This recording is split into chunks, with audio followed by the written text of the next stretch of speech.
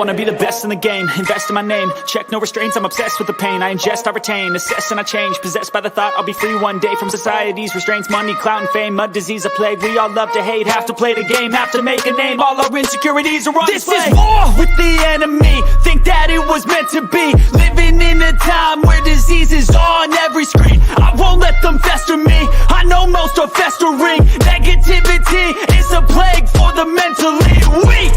No mercy, all I got is working. Never stop searching, never quite so thirsty. I'm toxic and psychotic, but there's logic, you can't stop it. It's been chronic since I was a boy, so neurotic and chaotic. Built to last with the webs I'm weaving. I could change the past with all I'm achieving. Got my foot on gas, never stop competing. If you break like glass, then this life's gonna eat 'em. Make mistakes real fast, then you learn how to beat 'em. If you take off the cast, you can see all the healing. If the pain's in the past, move on from the grave and put your foot on the gas. No, never stop competing, yeah. I've been doing this, I'm on it, I just wanna be iconic.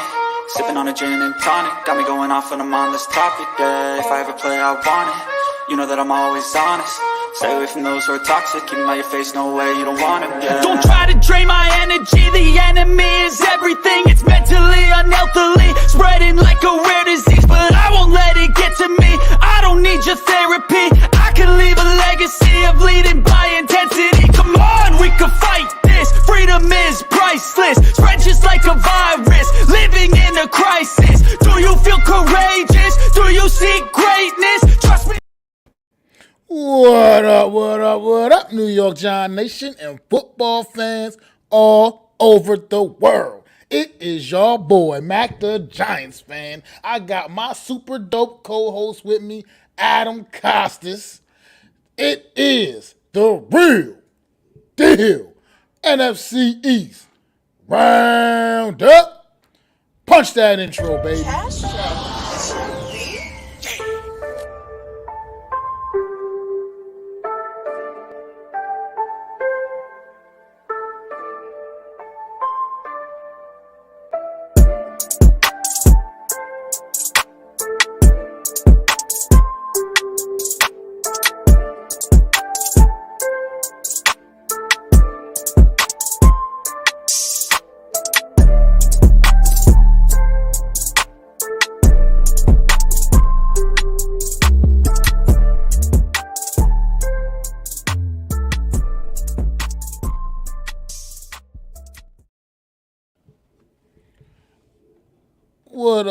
What up, everybody? It is your boy Mac the Giants fan here. Another good afternoon here with the Real Deal NFC East Round-Up. My co-host Adam Costas is unfortunately experiencing some technical difficulties, so we're going to get back on here in 1 minute. I just got to get him situated, so just give me 1 quick second, folks, and bear with me.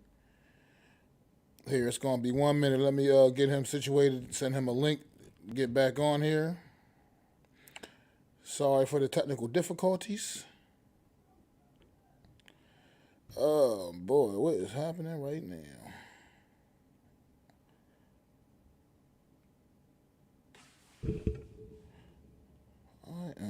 Where are we at? Here we go. Sorry, folks.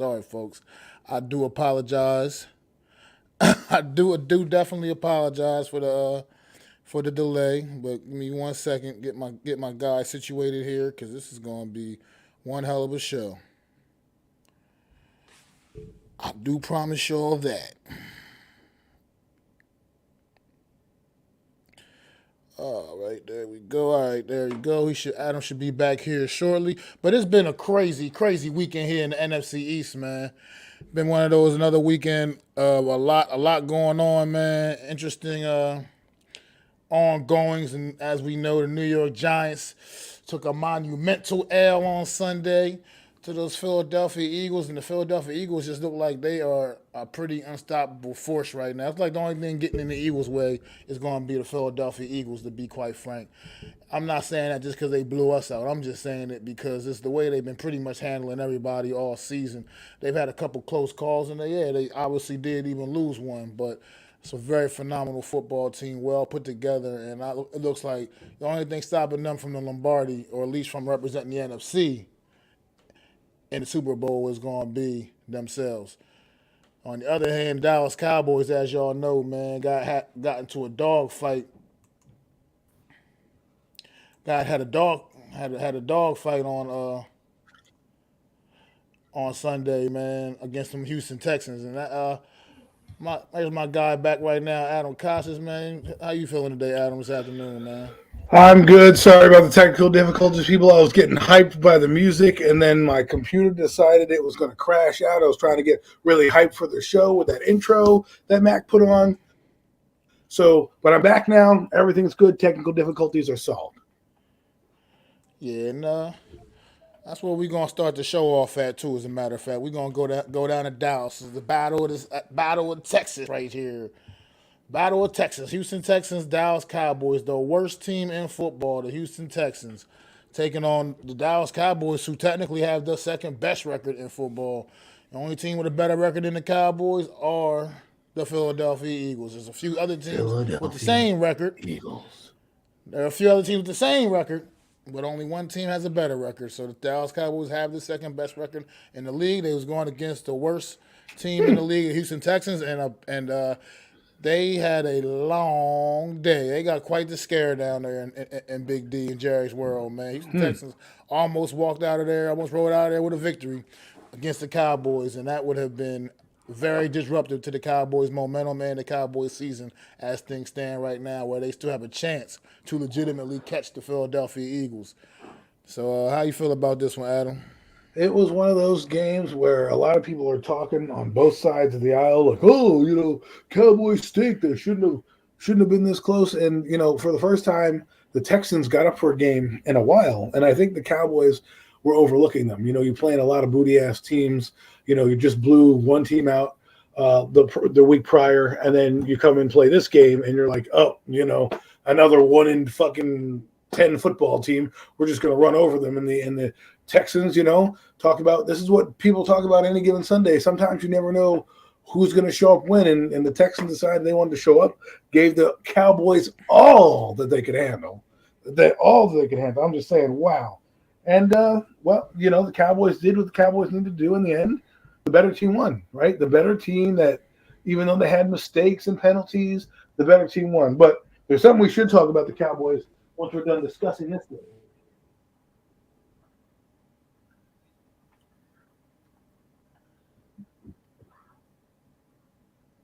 Mac? I'm sorry. What did you say? I'm sorry. I apologize. I said that there's one thing we can talk about after this game, after we discuss this game, that is starting to come out that may make a game down the road a little exciting. Absolutely. But this Cowboys team, they came in there. Obviously, ultimately, the cream did rise to the top. They did get out with the W. The better team found a way late in the game, pull things together, and get the job done, man. But this still wasn't. You still wanted. This not what the kind of performance you wanted to see from the Dallas Cowboys coming at this stage of the season. You wanted to see the Cowboys go down there and steamroll a team that they absolutely should have. And I'm sure if they play it again next week, the Cowboys will probably throw 50 points up on them. That's just the way it is. Like Adam just said, on any given Sunday, this game was the ultimate mantra on any given Sunday means, man. These guys Houston showed up, and it had something the Cowboys weren't quite ready for, man. And they almost snuck one in there. But ultimately, it just didn't have enough in the tank to hang with the Dallas Cowboys late in this game, and the Cowboys, like you said, came away with the W. So, but one thing the Cowboys went out and did after this game, I was curious about. They was wanting to sign T.Y. Hilton, wide receiver T.Y. Hilton, and I'm not sure what he's expected to come in there and do for the Dallas Cowboys. I'm not sure what they're expecting to get out of a guy that's barely played football for the last couple of years. I mean, he's been injured like crazy for the last couple of years, so I'm not sure exactly what they're expecting from T.Y. Hilton here, or what they think they're going to get. I don't even see if he's the kind of guy they necessarily needed. I think they need somebody that right now can be more of a game breaker. I mean, T.Y. Hilton's a good vet, wily vet, but I'm not sure. I'm still not so sure what he's expected to provide for this Dallas Cowboy team down the stretch here. But we're gonna find out. I don't know what kind of role. How about T.Y. Hilton? Yes, T.Y. Hilton. I mean, I don't know, man. I don't know what T.Y. Hilton's been doing. Was he on the couch eating potato chips? I mean, who knows? What do they need him for? Didn't they just activate James Washington? Like, didn't he just come back from being injured? So I don't understand. I don't necessarily not understand the move, but I guess you're adding more firepower to an already potent offense.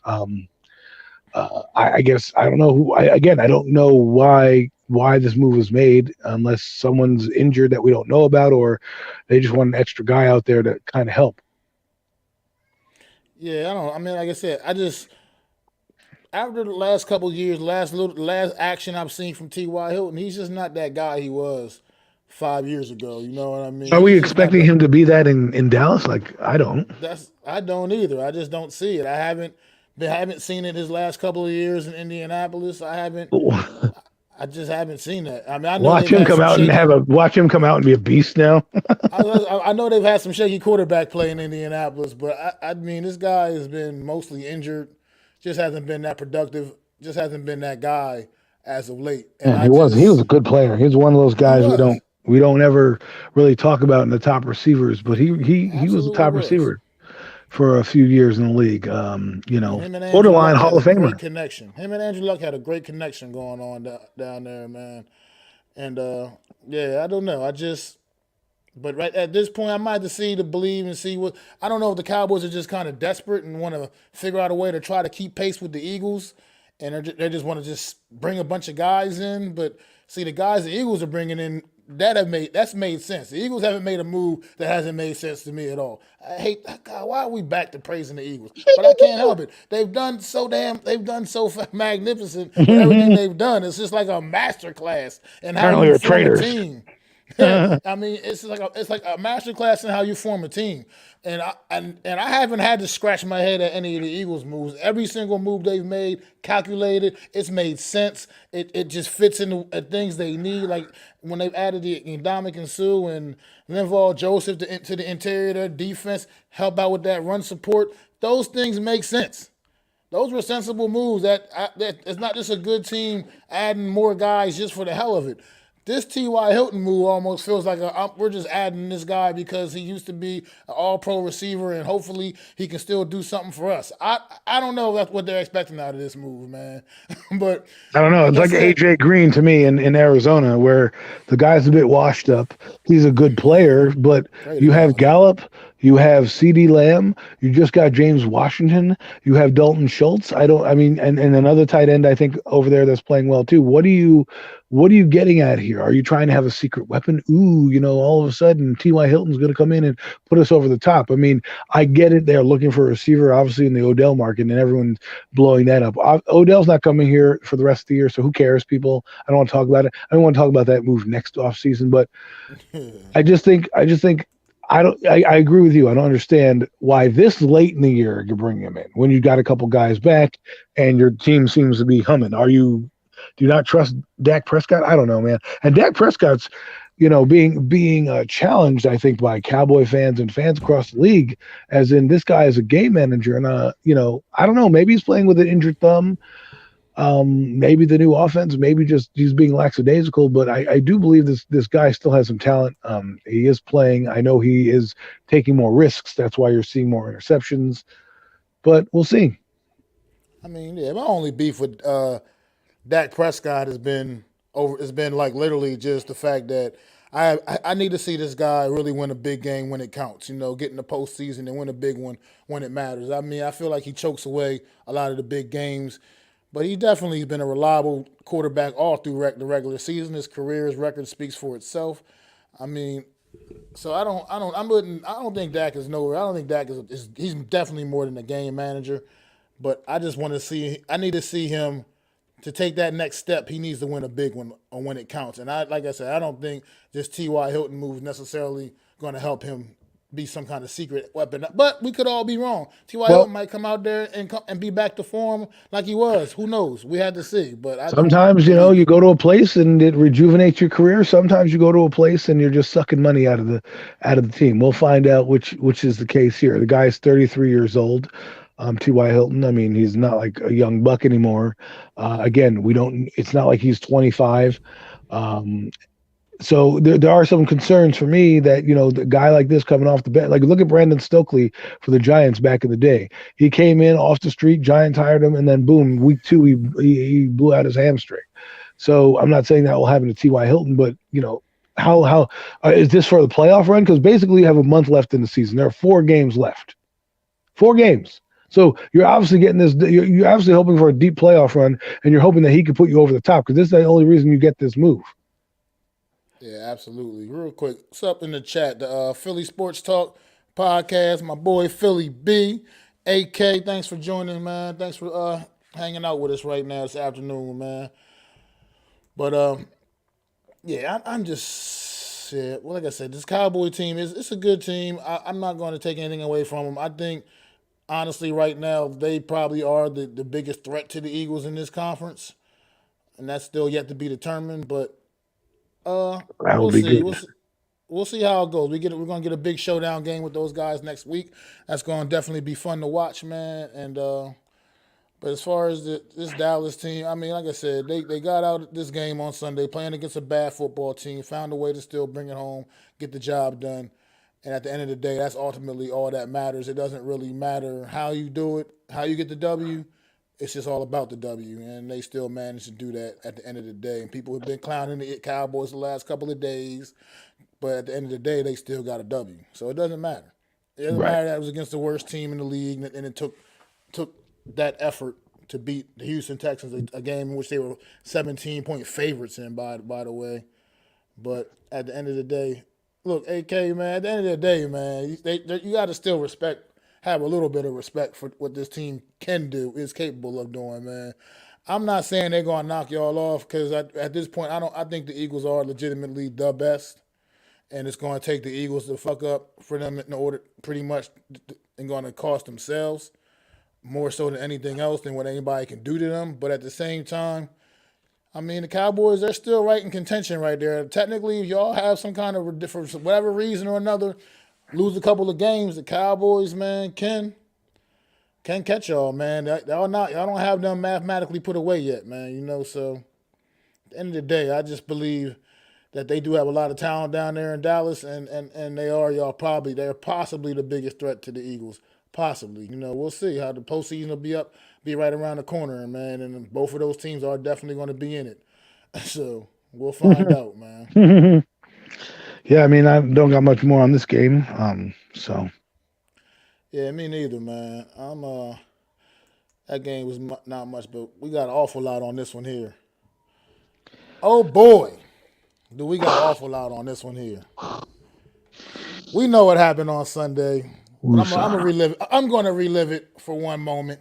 The New York Giants hosted their division rival Philadelphia Eagles, about 80 or so miles down the turnpike.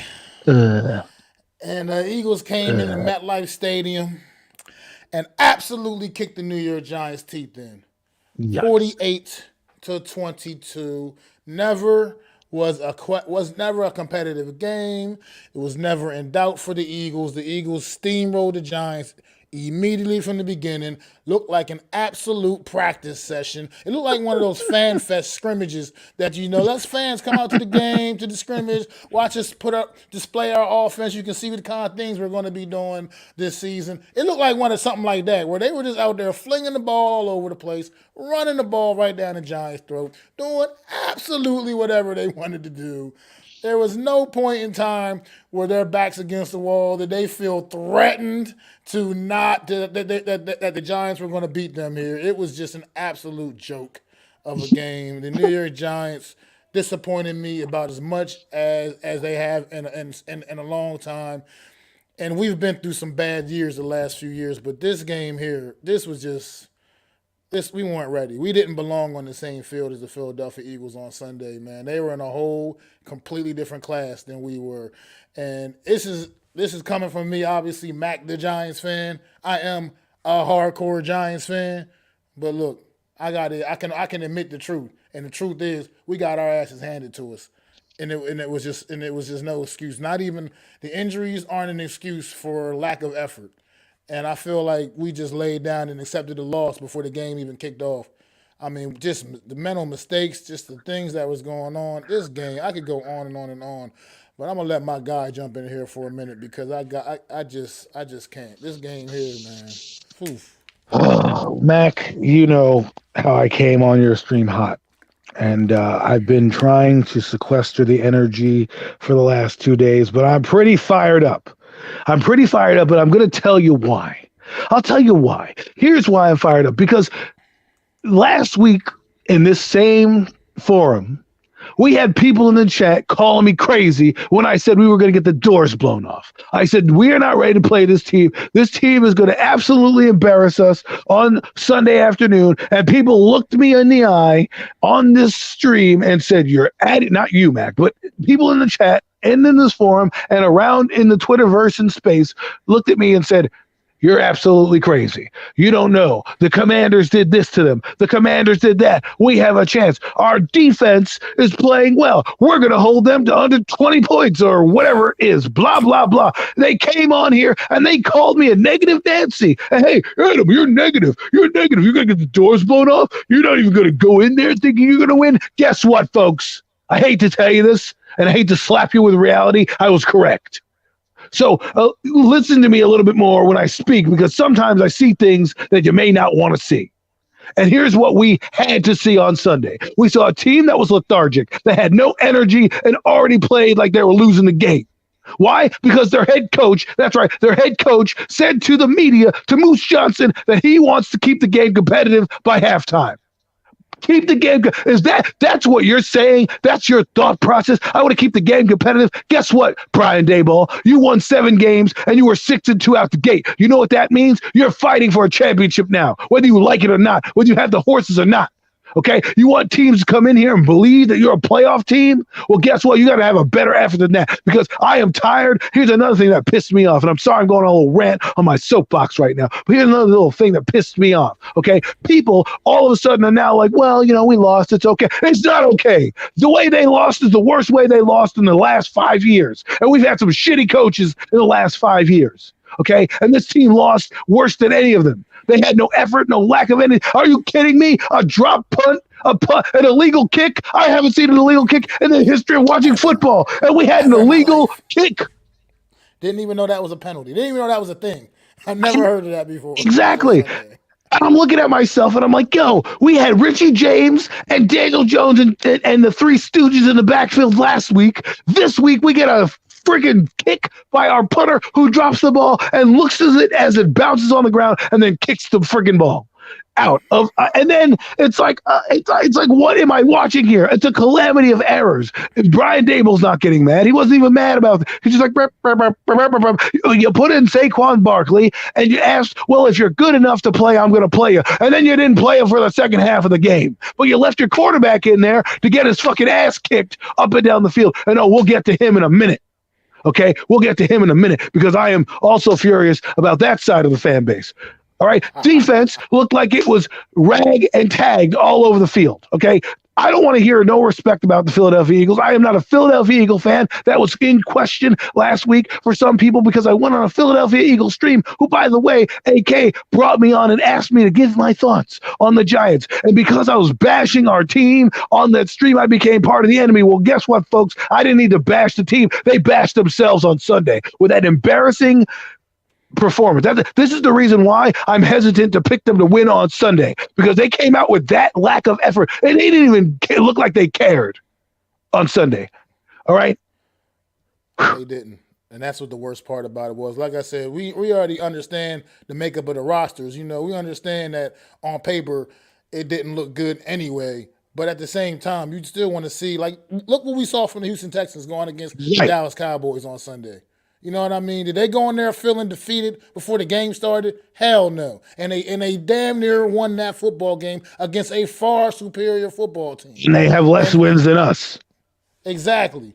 I mean, that's a team that we were able to take care of a little easier than the Cowboys were. So put that into perspective. Like, that's just that's what I'm talking about with football, man. These guys, even though the Eagles on paper are way better, and sure, I didn't really expect us to go in there and win the football game, but damn, But damn, I expected to see us look like a competent NFL team, and we did not. We went in there and like he just said, we accepted defeat.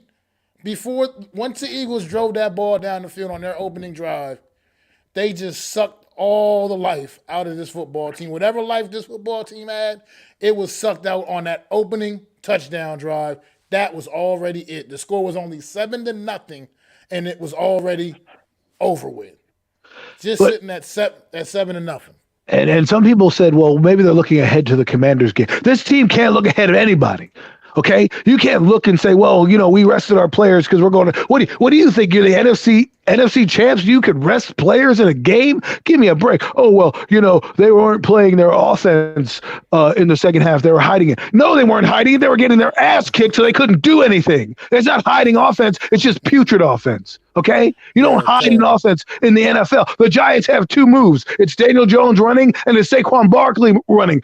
What are they hiding? The NFL knows what's going on. That's it. That's how you defend the Giants. Right. Like people are telling me, oh, they didn't show anything like a preseason. Are you serious?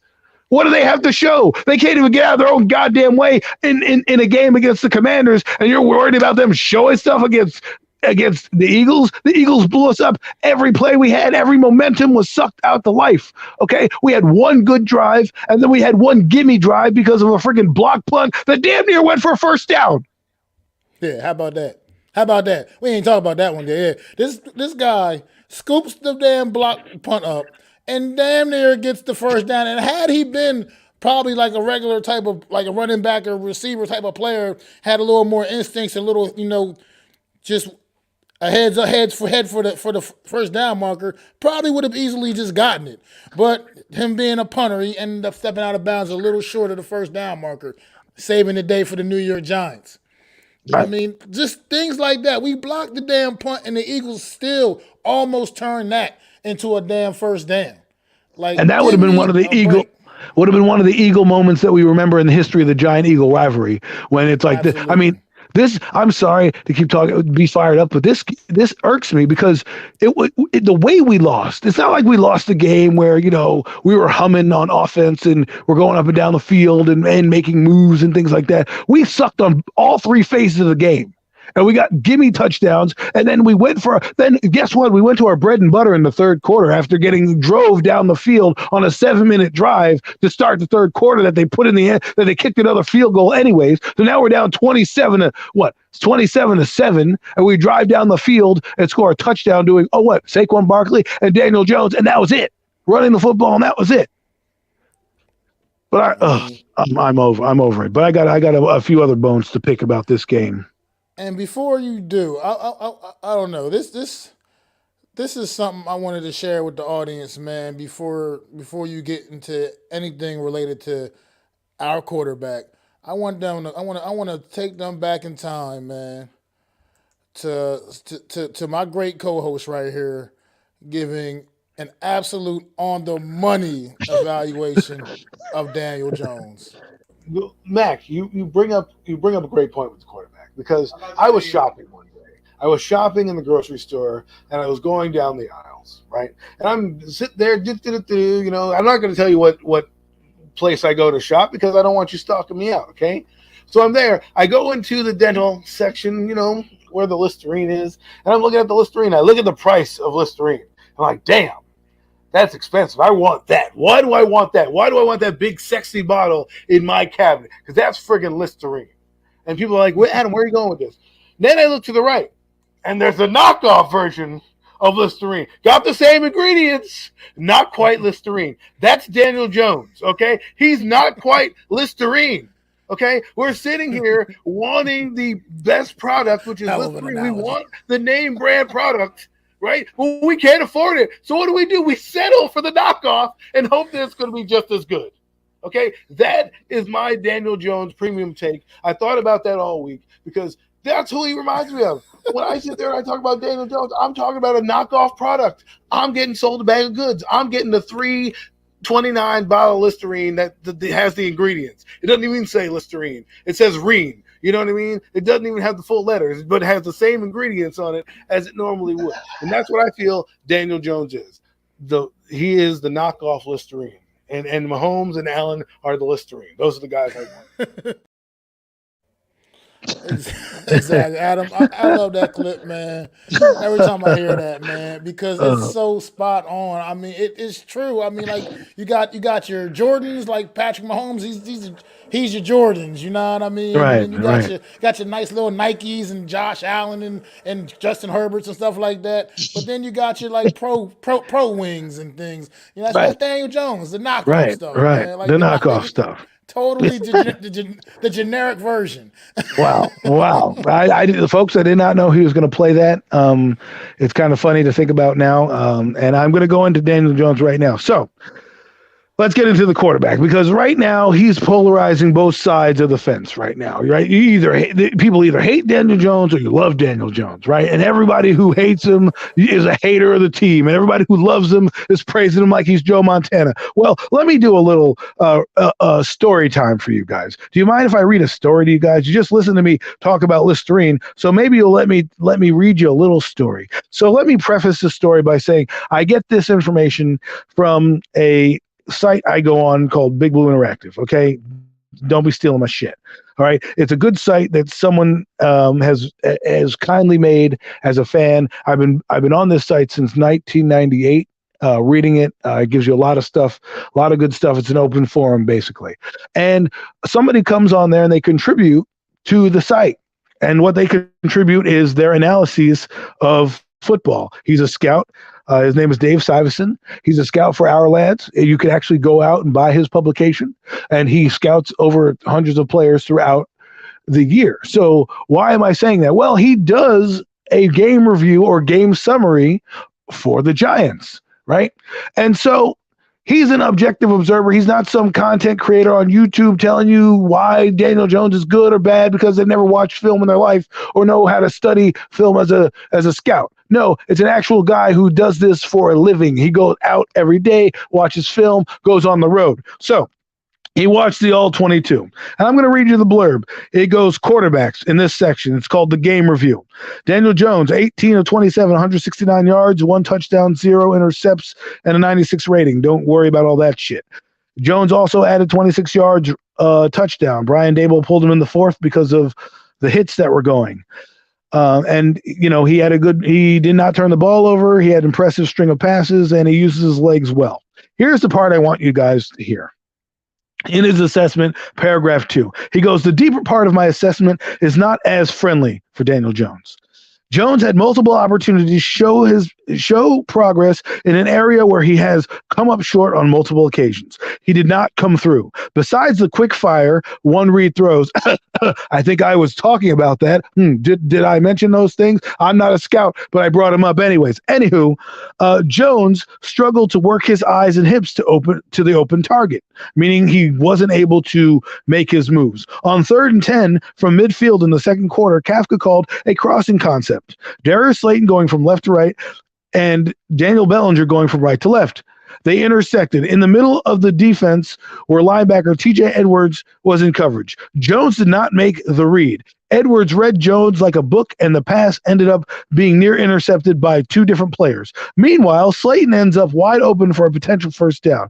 These are the plays that Jones needs to be making by now. They may not mean much to some, but they're some of the most important make or break plays in the NFL games week to week. You can't have them all, but the good ones get most of them. Jones does not make half of them. Okay, this is an outside observer, folks, giving you his assessment of the game for a random fan site, a guy who actually studies quarterbacks. You can look him up. Dave Syverson, Our Lads, an actual scout. He's done it. I've heard him on podcasts across the board. Okay, this guy comes in and is telling you what I've been telling you about Daniel Jones since Jump Street. Things that haven't gotten done, and things that are still hindering him now? But yet, here we go. We're going down the rabbit hole. Sorry, Mac, I'm taking up some time, but here we go. I'm jiving right in, which leads me to the people on Twitter, the pros and cons of liking Daniel Jones. Those that like Daniel Jones don't give you any valid reasons outside of that he's a nice guy and he's doing well to keep him here. Meanwhile, those that hate, some of them hate just because they hate, and some of them, like me, actually give you facts. Okay? Everyone's telling me, get a number one receiver. Well, guess what? I got your case and point. You know how they ask you to get a case study for college to bring up references? Well, here, Jimmy G, that's my case study. Guy goes to 49ers, plays average with weapons that any quarterback would love. Kittles, Brandon Ayuk, Deebo Samuels, McCaffrey, a great running game and a top-notch defense. Brock Purdy comes in there, and what happens? Has the same success. So is Jimmy G an average quarterback? If the answer is yes, then what is the difference? He didn't change his stripes. Those weapons didn't make Jimmy G all of a sudden a better quarterback. He was average then, and he's average now. Do you see where I'm going with this? So my point is, people are getting upset about, well, if we start with a new Band-Aid of a new guy, guess what? Brian Dable and Joe Shane, they may actually want to take their guy. They may want a chance to actually have a guy out there that they're studying, a guy they want to bring in. And Daniel Jones should not preclude them from doing that. Okay? I know people want to say, well, we need an assessment. You know how many games Daniel Jones has played in? He's played in over 50 games. 50 games. Let that sink in. You know what they're doing on Twitter? They're comparing his stats to the first 50 games of Kerry Collins. Did we not know what Eli Manning was in 50 games? Did we not know what Phil Simms and Kerry Collins were after 50 games? Don't give me this bullshit that he needs an extra year to prove what he can do. Okay, we know he can do, and that's not much. And if you need another year to prove that, look at another guy. Here's another fact, another nugget I'll drop for you. A guy who plays over in L.A., has long blonde hair, is pressured the most in the NFL, somehow is sacked less than Daniel Jones and still makes plays downfield. And has more yardage than on an Andrew Luck pace.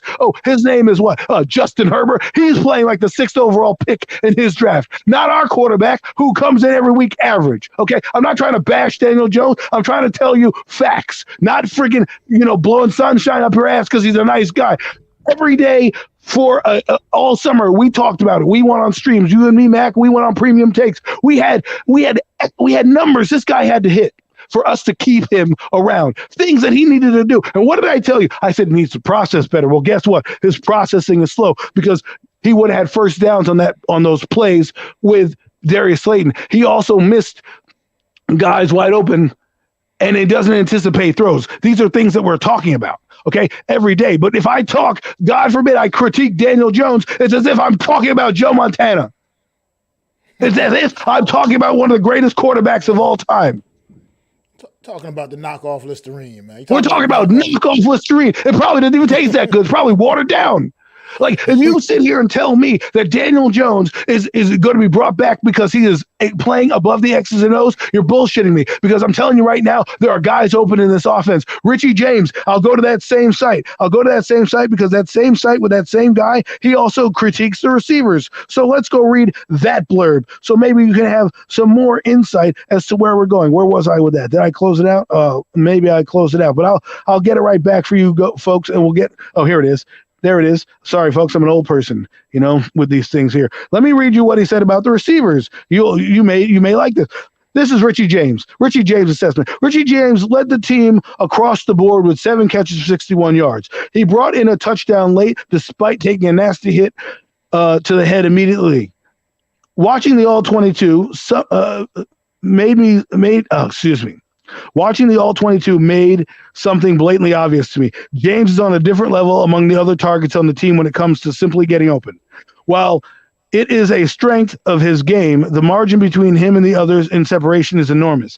Easy to see why he's the targeted more than others, and easy to see that is the one trait this receiver room needs to add in the offseason. I will touch on this below, but James was destroyed on blocking. Obviously, he's not good in run games, but it shows you that he gets open. Isaiah Hodgins, 4 catches, 38 yards, and a touchdown. Nice work by him on the score where he quickly recognized a scramble drill. He got and kept leverage on Philadelphia's defender, used his body correctly and shielded. Hodges a nice underneath threat, but lacks the top-end speed early in the game when Jones took a deep shot. There is no final gear for this guy to get over the top. What does that mean, folks? He doesn't have the afterburners to be thrown deep. And lastly, but not least, Darius Slayton. Darius Slayton had 2 catches, but one of them went for 37 yards, the biggest play of the day. He added his 6th drop of the year, the 3rd straight season where he reached that number. Jones missed him open a couple of times, what I think would have been resulted in 10+ gains. Okay, so he's watching the all 22, folks, and he's giving it to you real. This guy has no affiliation with Daniel Jones. He doesn't have to say any of this. He's a guy contributing his thoughts to a site. So what does that tell me? The knockoff Listerine tastes just like it sounds. It's knockoff Listerine. I mean, yeah, obviously couldn't agree more with now Daniel Jones. See, the problem is the kid, he can play good enough. And I want to go ahead go back to Authentic show on Monday. Shout out to Authentic. He had his overreaction show on Monday, and one of the questions he had brought up was if you took Daniel Jones and put him on the Eagles with all the weapons, would they still be 12-1? And I disagree with that statement because I don't think that they would still be 12-1. They'd still be really good. Don't get twisted. The Eagles are loaded. Daniel Jones, he's not so awful that they still wouldn't be a good team. However, they probably would only be about more like in the 9-10 range, 9-10 win zone as opposed to 12. You know what I mean? Because a couple of those close games the Eagles have had, Jalen Hurts was a difference maker in those games. He elevated the team and did what he had to do to get his team over the top. Things that Daniel Jones lacks. Things that Daniel Jones would not have probably been able to accomplish. And those would have just been bad days for the Eagles and they would have went down in a couple of those games. That's just my opinion of Daniel Jones. I feel like when you compared him to Jimmy Garoppolo earlier, that's exactly what we're talking about. Jimmy Garoppolo, to me, 49ers are constructed very well. They just need to get the right quarterback in place because with all the weapons they have, Jimmy G still can't seem to get that team over the top. And that is difference because he's just an average guy, like you're saying about Daniel Jones. So I do agree with that. And it takes me a while to I try to, give all my heart to these guys, these New York Giants, because I mean this is my squad, this is my team. Right. I love them, man. Right. But right. At the end of the day, you got to recognize and understand when it's just not going to work. When it's not meant to be. And real quick before I move on, I want to say thanks a lot to Garrett Hudson. Hope I said your name right, man. I appreciate you subscribing, man. You're new to the thing. We do this every Wednesday. Me and my guy here, Adam Costas, man, be doing the damn thing over there, man. Over here every Wednesday, the Real Deal NFC East Round-Up. So appreciate you tuning in, brother. Thanks for stopping in, man. Boy, you said some good things there, Mac, but I want to conclude quickly with the last thing that I want people to say, right? And that is, you said moving on from Daniel. There is some backlash about that as well. Look, just because we're saying move on from Daniel Jones doesn't mean the Giants aren't going to sign him as a business decision to be a bridge quarterback for whomever it is, okay? If you can get an Anthony Richardson or you can get a guy here, and here's the other open-ended question I need to get off my chest, is when somebody says, who are you going to replace him with? And then then you say the name and they don't like the name, right? Who are you going to replace Barkley with? Okay, you're going to tell me Gary Brightwell is as good as Barkley? Give me a break, right? You have no idea. We have no idea because we have no idea who's going to hit free agency, what trades are out there, what people are offering. So when you're having a Daniel Jones discussion, people, and you're bringing up facts and you cite, hey, Adam Costas brought up some good points. I'm going to use them in my next Daniel Jones debate. Bring up this too. When someone says, who are you going to replace him with? That's an open-ended question to try to trap you because they know they don't have an answer and you may not have a valid answer. And whatever answer they're going to give you, they're going to tell you, well, Daniel Jones is better than that guy. Well, how do you know? Of course he's better than any rookie that comes in. That's an easy. See how easy that conversation works? Don't fall for that manipulation. What you need to look at is this, okay? They want to pick their guy. This is their franchise now. Dayball and Shane. They didn't draft Daniel Jones. They don't have to give 2 fucks about Daniel Jones. The people who give, and there are content creators out there like, he's my quarterback, I'll bring him back. They're trying to compare him to Lamar Jackson. I'm like, you people are out of your mind right now. If you think that, and then the other argument is, oh, well, you bring in Jalen Hurts here, he's not going to do well. Why wouldn't Jalen Hurts do well? Mahomes is a good quarterback. You don't think he'd figure it out? You don't think he'd make this team 7-4? Are you nuts? Are you kidding me? You don't think we'd have more touchdowns? You don't think he'd make Richie James, who's getting open, or Darius Slayton, who's getting open, more yards and have them eat? come on. If you're sitting there thinking this, you're getting brainwashed or brain fed into the narrative of Daniel's going to be better than this because of this guy has 4 years in the league, right? I asked the question on Twitter. I said, okay, Herbert, everybody thinks Herbert's a good quarterback. How many years do we need to find out if he's good? Like, we already know he's good. But this guy, we give a different timetable for Daniel Jones, who's played 50 games, and you still are telling me, you're still sitting there as a fan telling me that you don't know him, you don't know what he's going to be capable of? Give me a break. I mean, yeah, you're right. I mean, it's at the point where you got to just realize it's not meant to be for Daniel Jones here in New York. It just is what it is. I mean, it's not. I mean, like you said, he may still be here next year, like you said, as a bridge quarterback. But Joe Shane, I'm almost sure of it at this point now.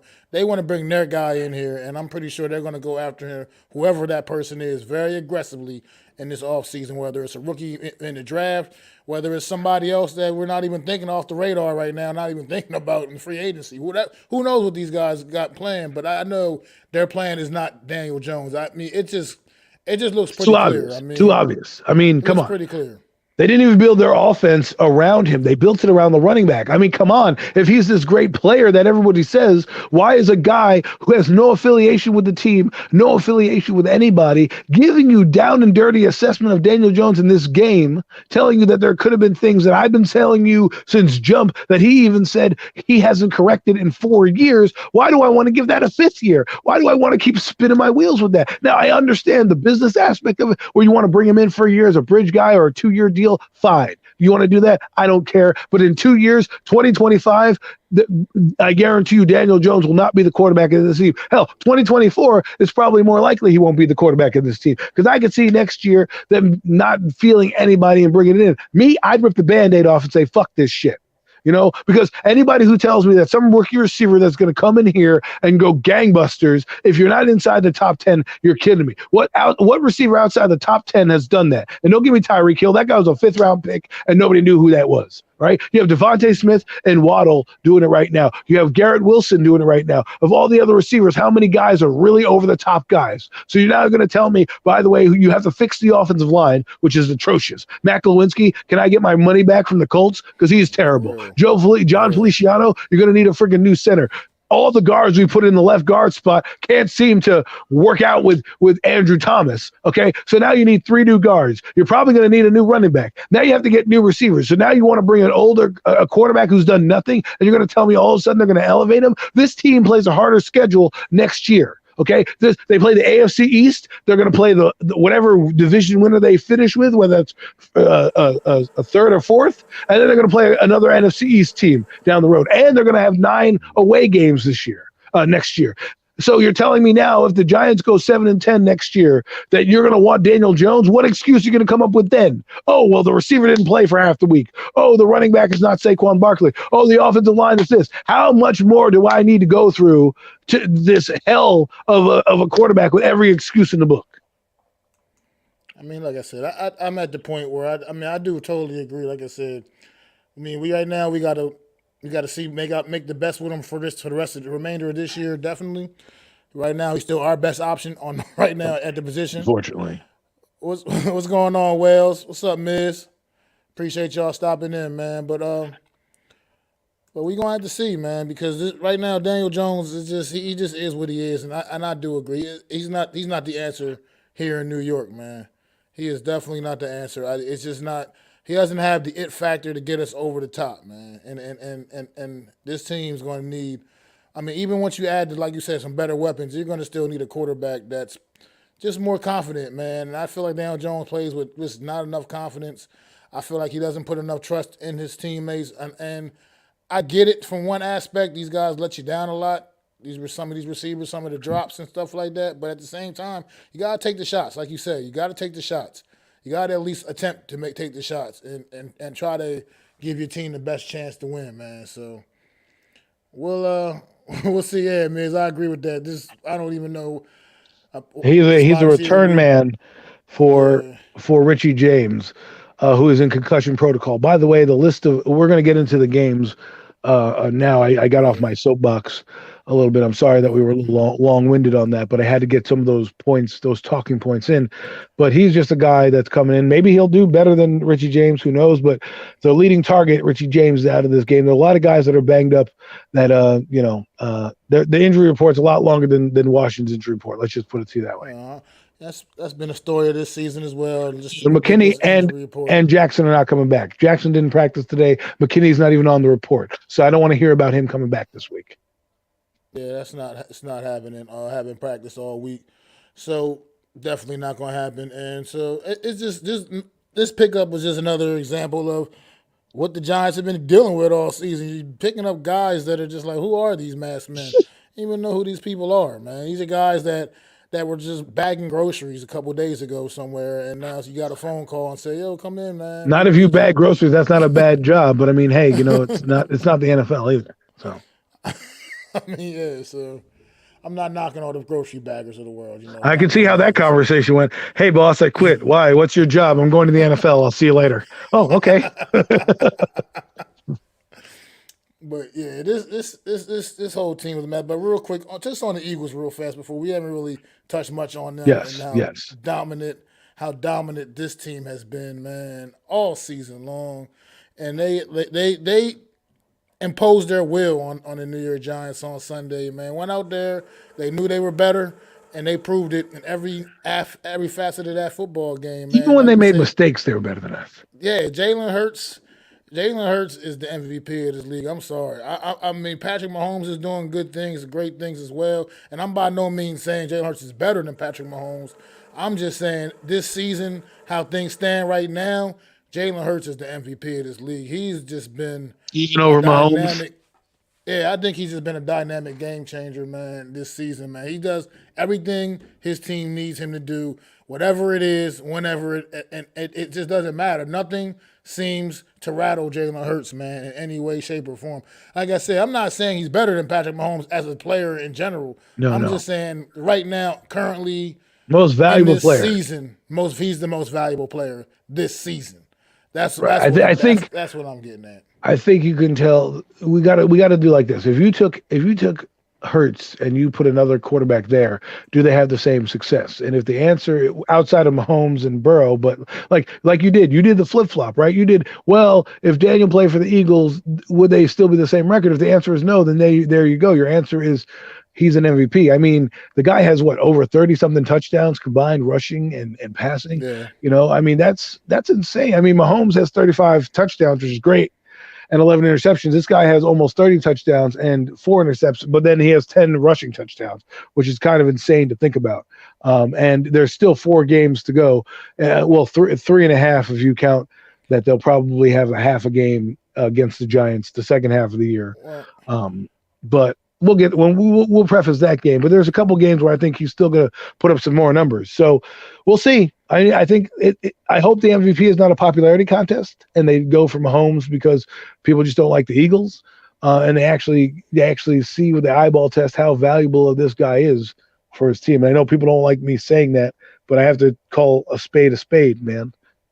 Well, the thing with Patrick Mahomes, too, another thing for him in the MVP conversation is because obviously he's been the league MVP before.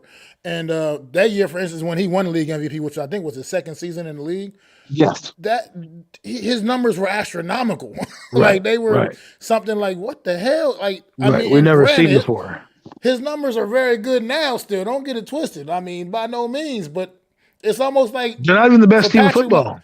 For Patrick Mahomes, as good as his numbers are, this is kind of like almost slightly a down year for him. Not a down year, so to speak, but you know what I'm saying. Like, right. We've seen Patrick Mahomes do like insane things, and it's kind of a little bit scaled back this year. Obviously, he lost Tyreek Hill in the offseason, but at the same time, I just feel like Jalen Hurts is elevating this Philadelphia Eagle team, even though they got all the talent in the world.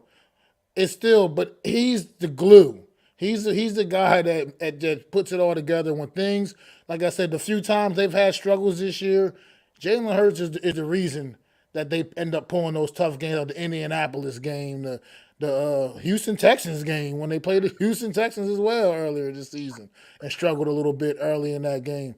Jalen Hurts is the reason that this team is able to rebound. And then against Washington as well. They lost to end up did losing that game, but Jalen Hurts did everything he could to bring that team back. And he put them in position to get the job done. And what for Quez Watkins fumbling that football, they would have came back on Washington and they'd be 13-0 right now, to be quite frank. So yeah, they don't make mistakes. I know people will say, though, Cade said something about most valuable player should be the team that's most valuable to his team. Okay, well, then I can put Josh Allen in that category. But is Josh Allen having the MVP-like year? No, he's not, but he's still having a tremendous year, right? Mahomes is having a tremendous year, but Jalen Hurts, what he has done from year 1 to year 2, and he has the best team. I got to give it to the guy right now that's navigating the best team. If they were neck and neck, fine, I'll give you Mahomes. I can the flip of a coin at that point. But I just feel like Hurst, is doing things for his team that I don't think. If you take him away and you put Garner Minshew or some other guy back there, I don't think I think they still win and still pesky team, but I don't think they have the success they're having right now without him. And also, like the Eagles, they come into this season, they were expected to be a pretty good damn football team. Don't get it twisted, but not the best team in the league. Nobody expected them to be the best team in the league. They still were just picked to just be a good team, compete in the NFC. They weren't even picked to be necessarily the favorites in this conference. So the Eagles, I just think that you got to put a little more respect on that and what Jalen Hurts is doing. Like I said, Patrick Mahomes can't say anything bad about Patrick Mahomes. You know what I mean? He's the best quarterback in the NFL to me on his own, and he's completely on his own tier, his own level. Nobody's up there with Patrick Mahomes, but Jalen Hurts is this year, right now, currently, I just believe is just the most valuable player of this season. And that Philadelphia Eagle defense also, man, let me tell you, that defense is also just as ferocious, man. They can wreak just as much havoc on that side of the football as they do on the offensive side of the football. It's 7 sacks. 7 sacks. Let that sink in. That pass rush is real. They got some big guys back in the middle now that have shored up that run defense. This team has answered everything they've had. Every time they've come across any kind of problems this season, they figured out ways to solve them, and it's been absolutely spot on the money. Like I said, the only weakness this team's had most of the year was defending the run, and they seem like they may have found a solution to that as well. It's been a lot better run defense for the Eagles over the course of the last couple of weeks since they've gotten these Linval Joseph and Dominic and Sue in there, Jordan Davis back healthy. I mean, this team is just really, really good, man. I mean, they're good on the back end. They force turnovers. I mean, they win. They won. They're the best team in football right now. It's hard to kind of be nitpicky about things. You know what I mean? Like, I critique the Giants when they win, and I get railroaded for it. But this team doesn't really have that many flaws in their game. They know how to get over them. Like a block punt might have devastated many other teams, right? Or put another team back in the game. Nope, they just pick it up, casually walk down, score. Then on the ensuing kickoff, they run 65 yards the other way. Yeah. Absolutely. But we can get ready to move on a little bit into the show, man. Get a little deeper. We can start talking about the games next week. Yep. And we'll start off. Where we were talking about Philly, we'll stay in Philly, man. We'll go Philadelphia Eagles, man. Traveling to Chicago, taking on them Chicago Bears, man. On Sunday. You thought they beat us down. This is another matchup that doesn't sit well for the Bears. The Eagles are just on a whole completely different level. The Bears are a team constructed similar to the New York Giants, a lot of holes at a lot of different places, and the Eagles will probably find out, like they do against everybody else, a way to exploit them. Now, the one thing I will say will be a little bit different for the Eagles, though, is defending Justin Fields is not the same as defending Daniel Jones. So that is the one thing that could potentially, had the Eagles a little bit, little disarray. But I think the Eagles will figure a way out to figure out a way to counter that. Whatever Justin Fields is going to try to do, who Justin Fields, by the way, has come on in a most phenomenal way over the course of these last about month or so of the season. So let me ask you this question, Mac, right now. Justin Fields, in this offense with this team, do you think he's roughly the same record, or they have some type of we've won some games with Justin Fields? Because I feel he could play in this offense because Daboll's doing the same thing with him as they're doing in Chicago. Yeah, see, that's tough because I don't. It is tough. But Justin Fields on this offense, I feel like he's a more instinctive runner than Daniel Jones. So it's like I don't know. I think he probably would have. He probably would have. He would take advantage of some of the opportunities to run the football a lot more instead of just sitting there and necessarily eating and taking bad sack after bad sack sometimes. So it's tough to say though. I don't know because Justin Fields and me still has to show me a little bit more for me to really know how to rate him as what he's going to potentially be. But it's tough right now. He's in his second year in Chicago. It's tough to get a real gauge on him. They haven't put a lot around him. They didn't do much for him this past offseason. And but he has come on as an individual on a bad football team and has been responding with some really, really good games over the course of the last month. So I think this team could be about the same with Justin Fields on it right now, at the very least, about the same. I'm not going to necessarily say we'd be any better, but probably at least about the same because I'm still not all the way sure what Justin Fields truly is. I think right now, but he is using his legs. His legs are definitely a weapon. And not that, I mean, it's a different kind of weapon than with Daniel Jones. Daniel Jones can run the football too, but mostly, design runs for Daniel Jones. He doesn't really do the scrambling thing as well, or Justin Fields can. You get dropped back in one-on-one covers against Justin Fields, man. And without having a spy on him, he's going to make you pay for it. So yes, and I just see that one big difference with him and Daniel Jones. So I don't know if Justin Fields is here right now in this offense. I don't think it's necessarily. I don't think we're gonna. I think the way that everything is still constructed, he still have some of the same problems he's having in Chicago.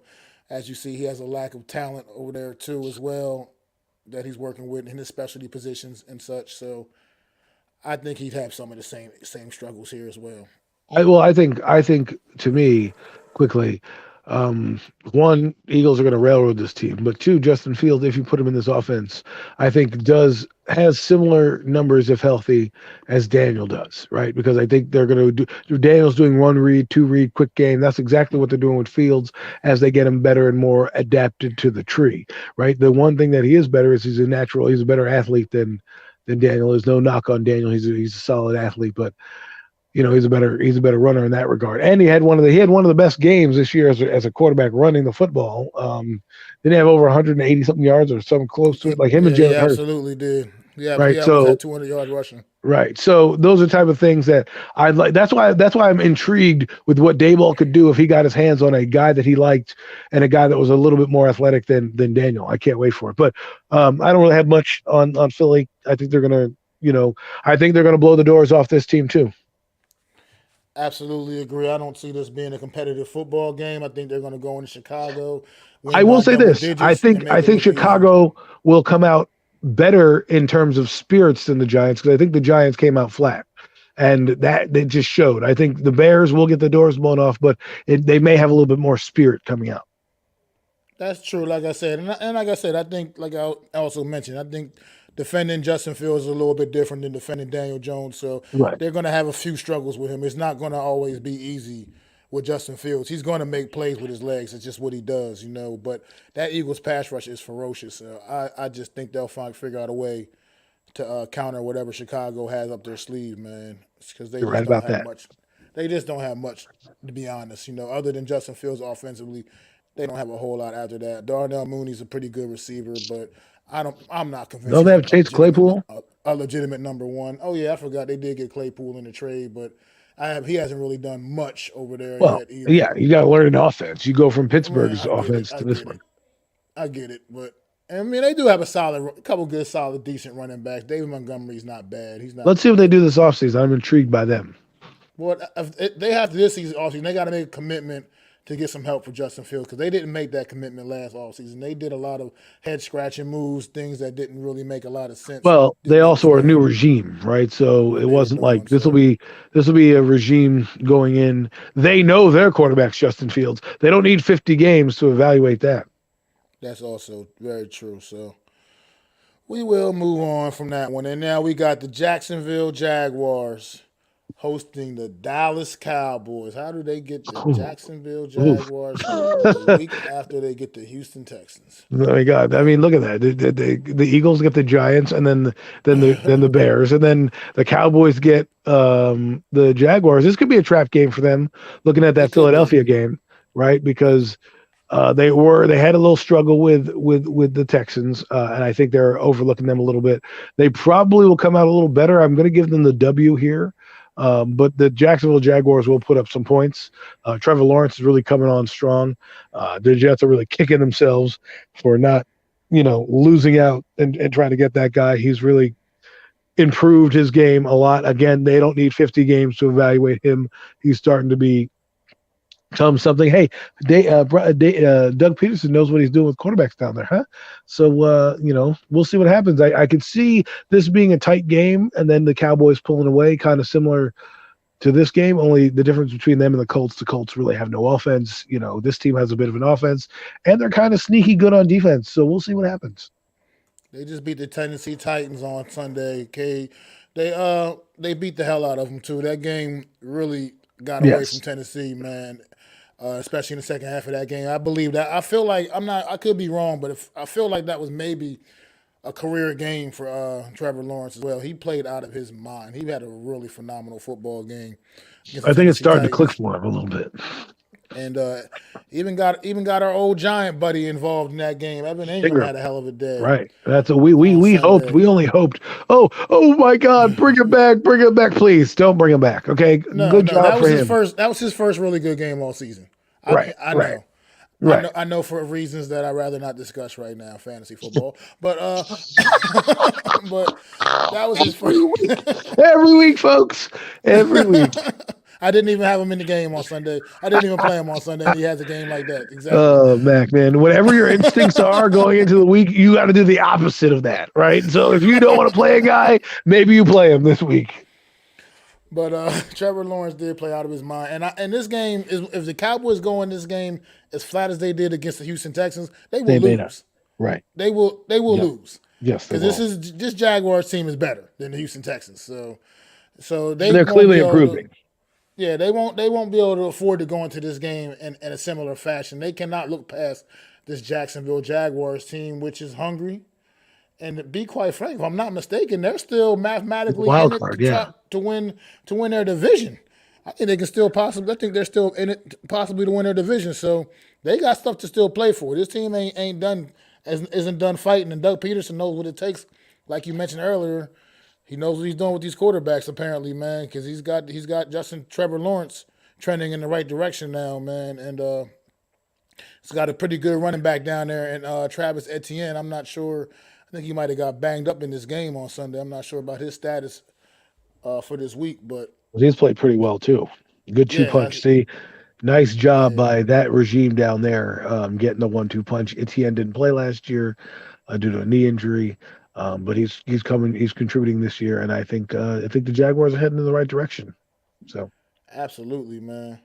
But I believe that I still believe Dallas Cowboys won't be looking through. I think because of what happened to them last Sunday, they're going to make it a point to go in there and try to make a statement against the Jacksonville Jaguars. Take advantage of that nice weather over there in Jacksonville, and go. I think they're going to go in there, and I think they're going to win a still fairly close game. It's going to be a good competitive game. 35-28, something like that. They still win by a touchdown or so. Yeah, I think, and we'll see. Obviously, I don't expect to see their new weapon T.Y. Hilton on the field on Sunday. I don't think they're breaking him out this week. But here you go, 2 days of practice. But we'll see what this Cowboys team can do, man. This defense, like I said, is for real. I think the defense, if nothing else, is going to come out and really want to make a statement. Micah Parsons and them had a rough day, obviously, by that vaunted Houston Texans offense going crazy on them on Sunday.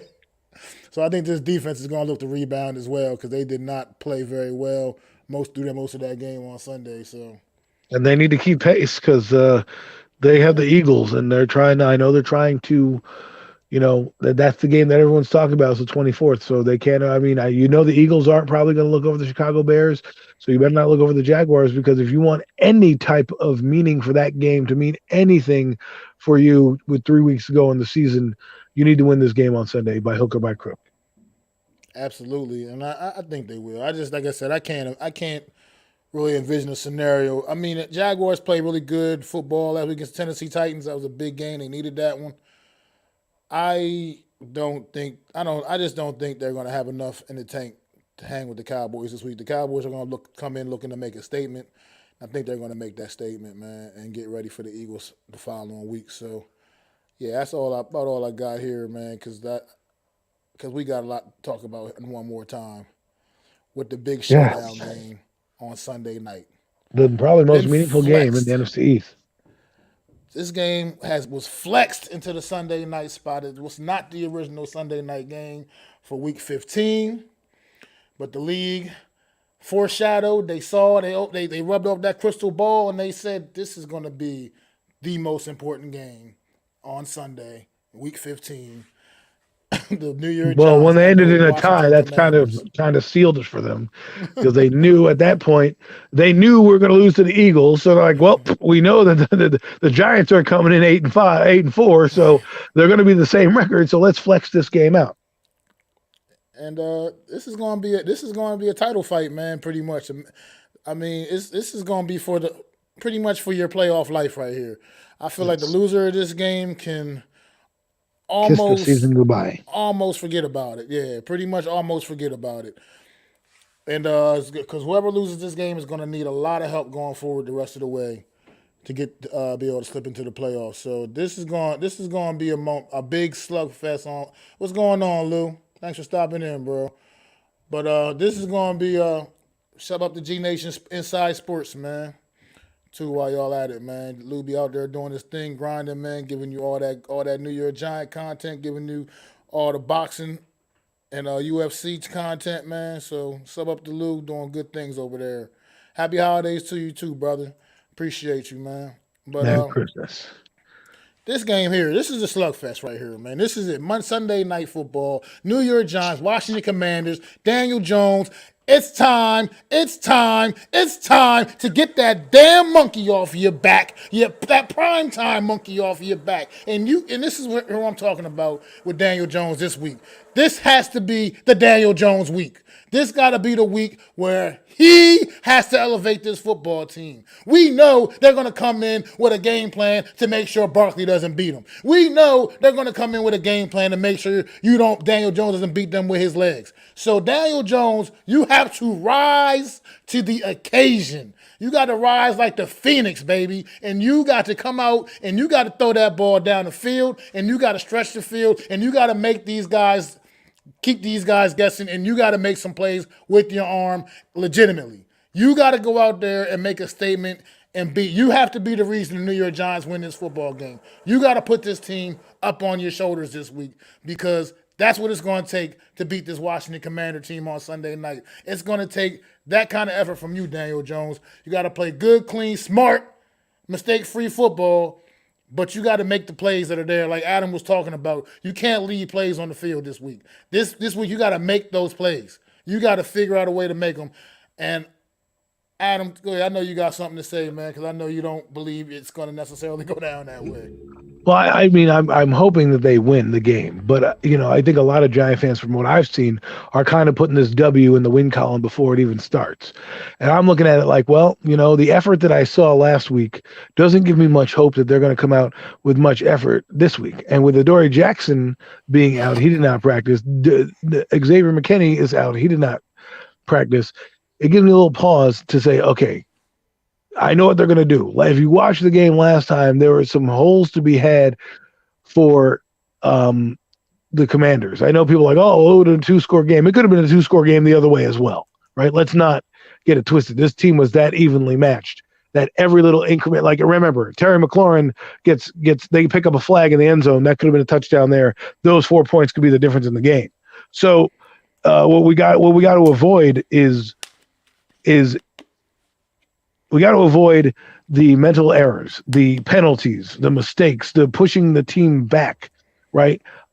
There's good. We'll see how Brian Dable comes out because as much as I like Daniel Jones and I know that he plays well against the Commanders, maybe the Commanders come out in not their crimson colors, but maybe they come out in all black because somebody's going to a funeral that night. So, and Daniel Jones might get confused because he doesn't see the crimson color, but we'll see what happens, man. Last time they were down in this building on a Thursday night, they had a chance to win. Darius Slayton had a drop. I need to see them be aggressive. No more take the reins off, right? Because it's been documented by me, by other people, by David Carr on NFL Network, and every analyst in there. They have handcuffed Daniel Jones for whatever reason. I know the reason. Mac knows the reason, but we'll leave it for whatever reason they've handcuffed this guy, which I don't believe they've handcuffed him. I just think he's not as smart as he looks, and they make it more simple for him so he doesn't have to get confused.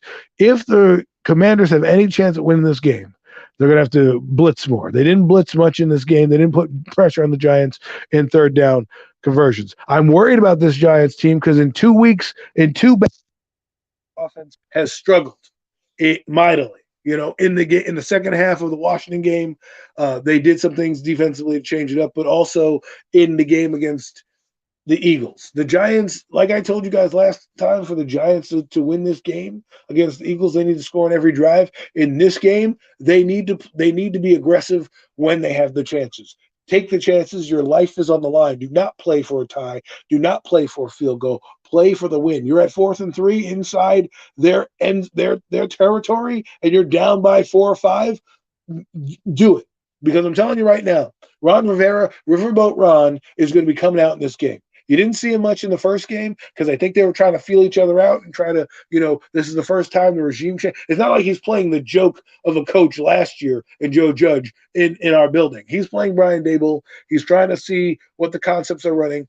They've had a week to prepare, longer than the Giants had against the Cowboys, who, by the way, the Giants came out and didn't even really do that much, didn't look that good. They looked good for the first half, and the second half they went caca. This game against the Eagles, same thing. They're licking their chops right now in Washington, and it's going to be one of those games. And, hey, folks, you've asked for this. You asked for it in August.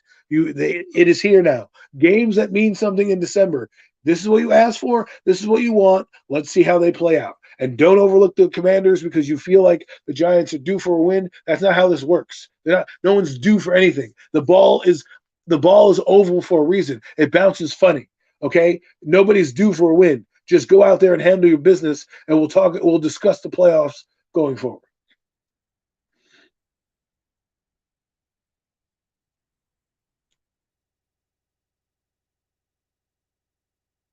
I forgot I was muted.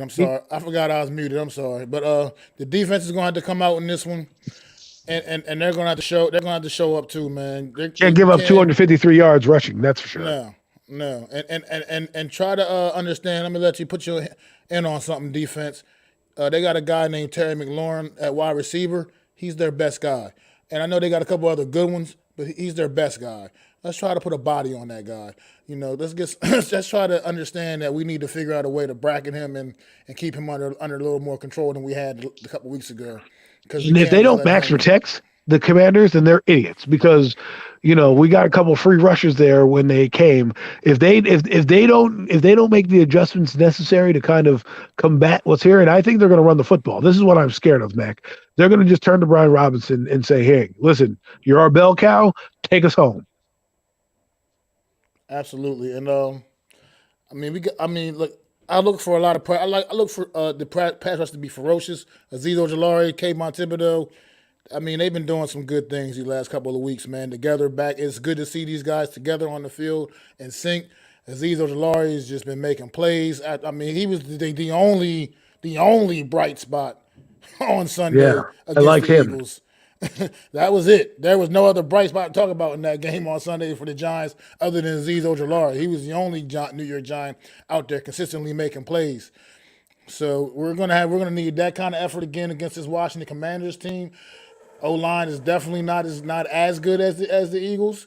So hopefully that'll open up some things for some more plays to be made in that area. The sacks, man, got to get home. Got to force Taylor Heineke to make mistakes. They got 4 sacks at us as well. So it's not like You're playing the even team. If you watch that game against the Commanders, it's the same team. They had the same numbers at halftime.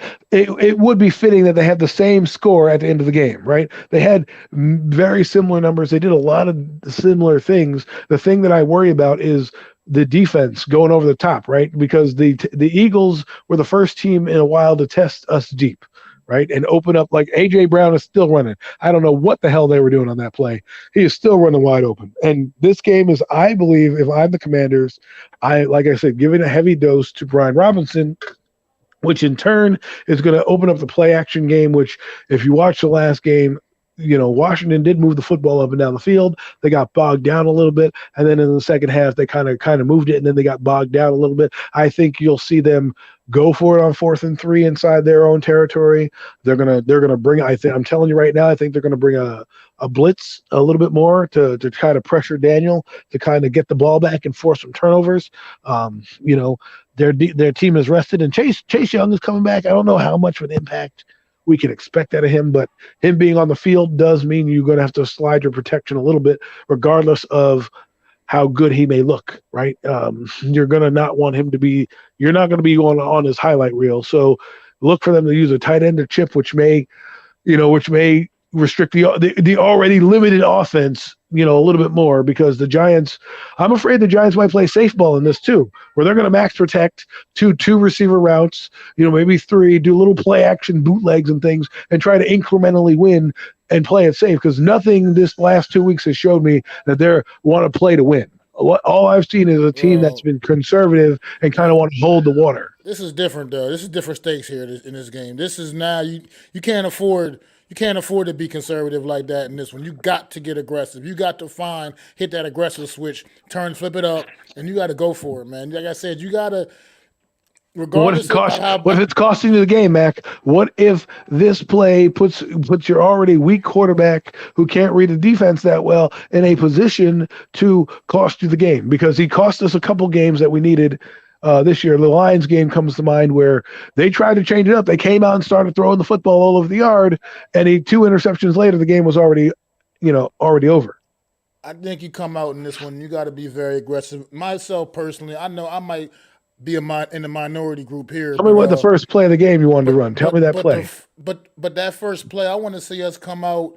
I want to see go back there, hard play action of Saquon Barkley.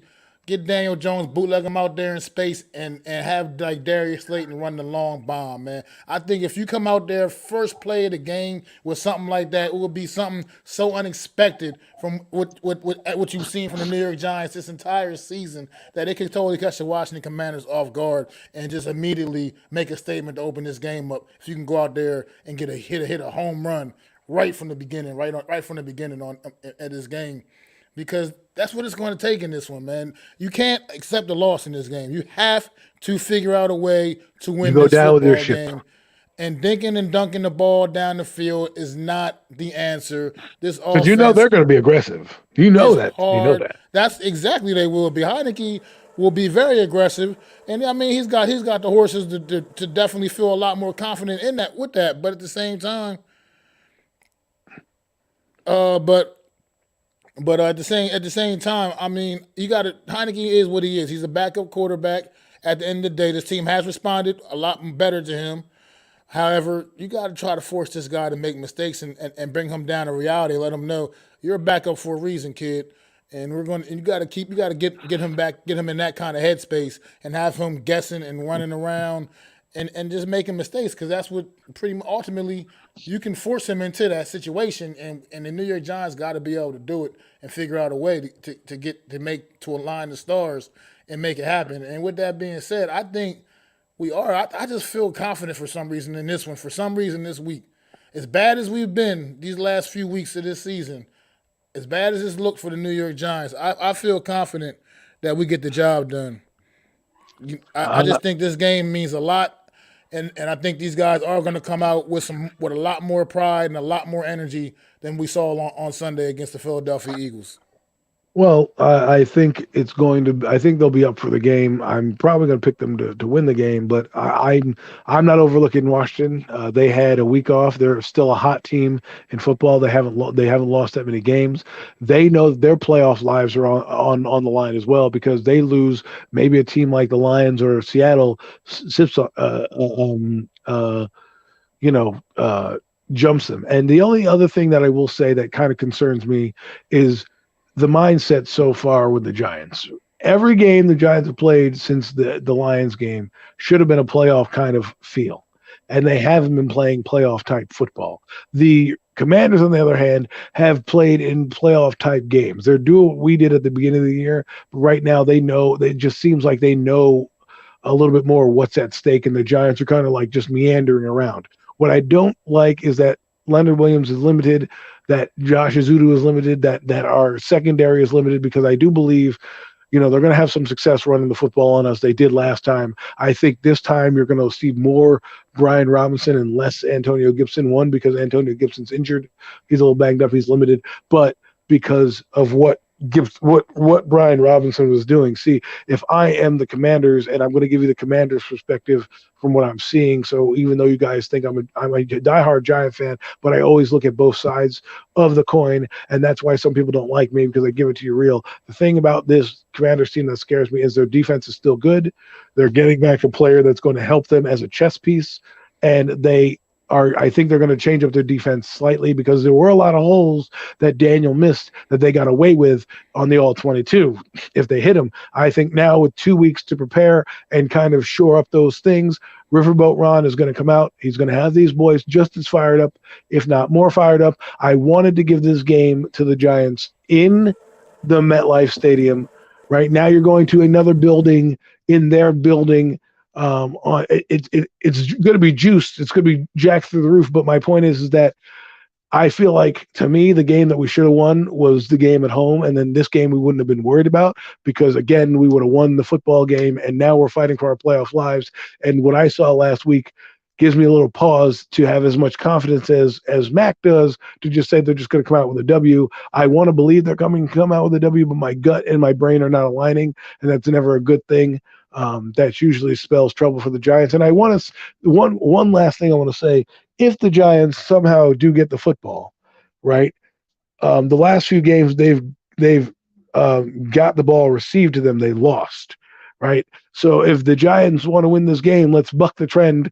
Let's win the coin toss, and let's not defer and have them kick it off, because the Giants were winning a lot of these games because they were getting the ball at halftime, right? And they can make those adjustments and come out and do their lengthy drive and either come back in the game or take a lead. In the last few games, it's been the opposite, where the Cowboys have gotten the ball, the Commanders have gotten the ball, the Eagles have gotten the ball. So if the Giants want to win, and they will, and they do win, if they get the ball, if they're kicking off and they're getting the ball and Gary Brightwell's back deep on Sunday night, I'm going to be a little concerned because of the Giant trend, but it doesn't mean they're going to lose. But I just want to keep that in mind for you folks. Yeah, I mean, I'm just feeling the confidence, because I do hear what you're saying about them coming off the bye week and having extra time to prepare. But once again, divisional matchups, we're not playing against some guys we don't know about, man. Yeah, I get I think the bye week benefits them more in the way, just because they were able to get some guys healthy, like you said. Obviously, and they get to study the team that they just played. Chase Young is going to be back in the lineup. I get it. They had a little more time to evaluate things. But at the end of the day, it's not like we're going to play against, like I said, some unfamiliar opponents. So to me, preparation is not really an excuse for the Giants. You still got to be prepared fully and ready to go against this football team. And just because they had a few more days to get ready for you, they're still the Washington Commanders. They looked unprepared on Sunday. And they did. And that effort will not be good. I'm starting to see some of the cracks. Can't imagine that kind of effort in this game on Sunday night. That's what I'm saying. Like, I can't imagine that kind of effort, because this game means, even though that Eagle game was also important, don't get it twisted. All games are important, but this game means so much. Well, they better come out. I can't expect them to come out lackadaisical in any kind of way against this Washington Commander team. They got to come out balls to the wall and ready to get after it. Ready to get after it. Straight like up. That's what I'm saying. If they get the ball, right? Let's say Commanders kick off, and I know I just said that little stat about the Giants not winning because they don't get the ball in the third quarter. If that happens, you gotta open it up. Like I would just let you have 4 weeks left of your season of your life, right? If you believe in Daniel Jones, your first play of the game is going to be what Max said. If you don't believe in Daniel Jones, the first play of the game will be a play action dump off to Barkley. Pretty much. I mean, pretty much. I feel like you got to go right out there, right from the door, make a statement. That's what the Eagles did. The Eagles did that little drop punt, right? We did that calamity of errors where the punter missed the ball like an idiot, right? Kicks it, gets the penalty. What did the Eagles do? First thing they did was play action bomb, touchdown. Like that's what they did. You got to do that. You got to be able to do that. They're writing a story. This DJ success in Washington, something's got to give here. Something's good. There's so many factors that have got to give. Yes, I know the Giants have played badly on primetime, but DJ's done got to win. He's got to win one eventually, right? Well, he hasn't played well himself in primetime. Sans a few games. I mean, he played pretty well in Washington on primetime last year. It wasn't not on Thursday his fault. Yeah, it wasn't remotely his fault about that game in Washington a year. But not every team is. Well, I'm not really worried about Washington because I have a feeling that they're going to have some success.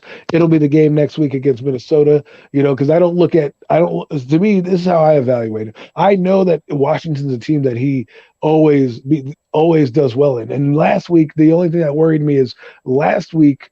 The last time they played, they didn't really have that much success. So the Giants' offense is not going to change that much. I know people told me, hey, they're hiding things from the Eagles. No, they're not. They're not hiding anything. Okay, they can't hide anything because half their team is injured. So what are they hiding from, right? So, that's what scares me a little bit. We'll see. Again, Jackson is a big injury. If he doesn't play this game and they lose, let's say the Giants lose, you IR that guy. Just IR him and say fuck it, because at that point it's like why am I going to rush this guy back? He's our starting corner. If you win this game, kind of keep him out on the fringe and see what it does. Maybe you hold him out if you get to the playoffs, but I don't know, man. It's really, this team is, the running game is really why concern for defense is 253 yards last week. They gave up 100-something yards to the Commanders the following week, and they've had terrible trends of running the football for the last 5 games. Even in the Houston game. Yeah, definitely had our struggles, and even in that Houston game with Dameon Pierce. I mean, he didn't go completely off, but he made some nice plays throughout that game as well. The Detroit Lions just ran all over us. That was an embarrassment. And, the New York Giants, it was no secret. We can't stop the run, and we got to also have to tighten that up because Brian Robinson did have a very good game a couple weeks ago. We cannot let him have that kind of performance again on Sunday night. In order for this team to win, Saquon Barkley needs to – the running game needs to get going because – regardless of what Daniel Jones is going to bring to the table, if we don't have a good running game, we're not going to have a good game plan, and we're not going to win the football game the way we want to win it. It's going to be a little bit more, how should I put this, precarious, because you're going to throw the ball more. There's a conundrum that the Giants have. If they throw the ball 40 times, they lose. If they don't run the football, a certain number of times and get 100 yards, they lose, right? Now, yeah. It's just hard. They have more ways to lose games than they do have ways to win. And, they need to focus on those ways to win and just harp on them. And, I know that this is going to sound weird, but you can't win this game with field goals. You just can't. You're just not going to do it. Definitely got to score touchdowns. When you get opportunities, look what the Redskins did last time they played. If they had a touchdown, the game changes immensely. You got to score touchdowns. The Giants are probably going to average their 3 touchdowns a game. Just don't let the Commanders get a touchdown and a field goal more than you do, because I would hate to see the season go up in smoke after a good start. But hey, the Giants are getting smacked down to reality a little bit. We're finding out a little bit more about this team, that there are a lot more holes than we need, than we anticipated, and we'll see if we can kind of plug up some of those things right now. Look, the beauty of this game on Sunday night is you got 2 teams coming in here in a dogfight. Right now, they're both kind of clinging on to playoff spots right now. But the loser of this game most likely will be kind of on the outside looking in. Most likely, unless some crazy shit goes down with the other teams, that are fighting for these same couple playoff spots. So you got two teams coming in that should absolutely be fired up. It should make for a classic, great NFC East matchup Sunday night, and we're gonna see who wants it more. That's what we're gonna flat out see. It's gonna come down to who wants it more. Two, like my co-host Adam has said, two very pretty evenly matched football teams. Washington is stronger in some areas. Giants are stronger in some areas, but these are two fairly evenly matched football teams, and we're gonna see who wants it more. Washington, one little nugget of just in case, and maybe probably will have no effect on this game whatsoever. But Carson Wentz has been activated from IR, and you think Heineke's looking over his shoulder in any way, shape, or form? You think that's going to affect Heineke in any possible way, knowing Carson Wentz is right there, looming to get back on the field? I don't think it will, but if anything, it makes him play better, knowing that his job is, not secure, and that they are activating him. And we'll see what happens. I would not want to play Carson Wentz, and we'll see how the game goes. If they deem the quarterback is, hindering them, maybe Ron Rivera makes a move, and I don't know what's going to happen. I don't know. Those type of things scare me because if they put in Carson Wentz and you've game planned for, Heineke, right? Different animal, yeah. And you come in, and all of a sudden now the throws that you used to defend, now you actually have to play zone because this guy can throw 70 yards on a rope. We'll see. We'll see what happens, man. I don't know, man. It's one of those things. If he's having an abysmal game and he throws 2 picks right out the gate, you could see them probably. I would see them looking pull Carson, and maybe the wheels fall off the bus. Who knows? We'll see. I don't know if that's going to be the case. I don't think they're going to try to put Heineke in that position.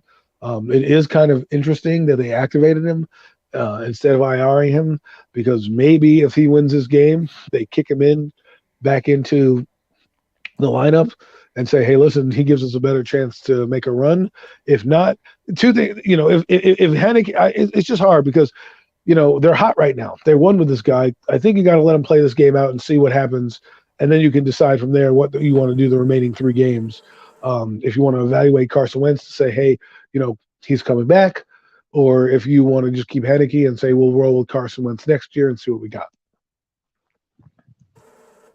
Yeah, it's still Heineke. It's right now. It's the Heineke show, right? Taylor Heineke show. It's going to take him to come in here and really be making mistakes, like big monumental mistakes. I feel like from that to even worry about anything. This team has just gotten into a whole different groove since he's taken over the quarterback spot. They've been one of the hotter teams in football.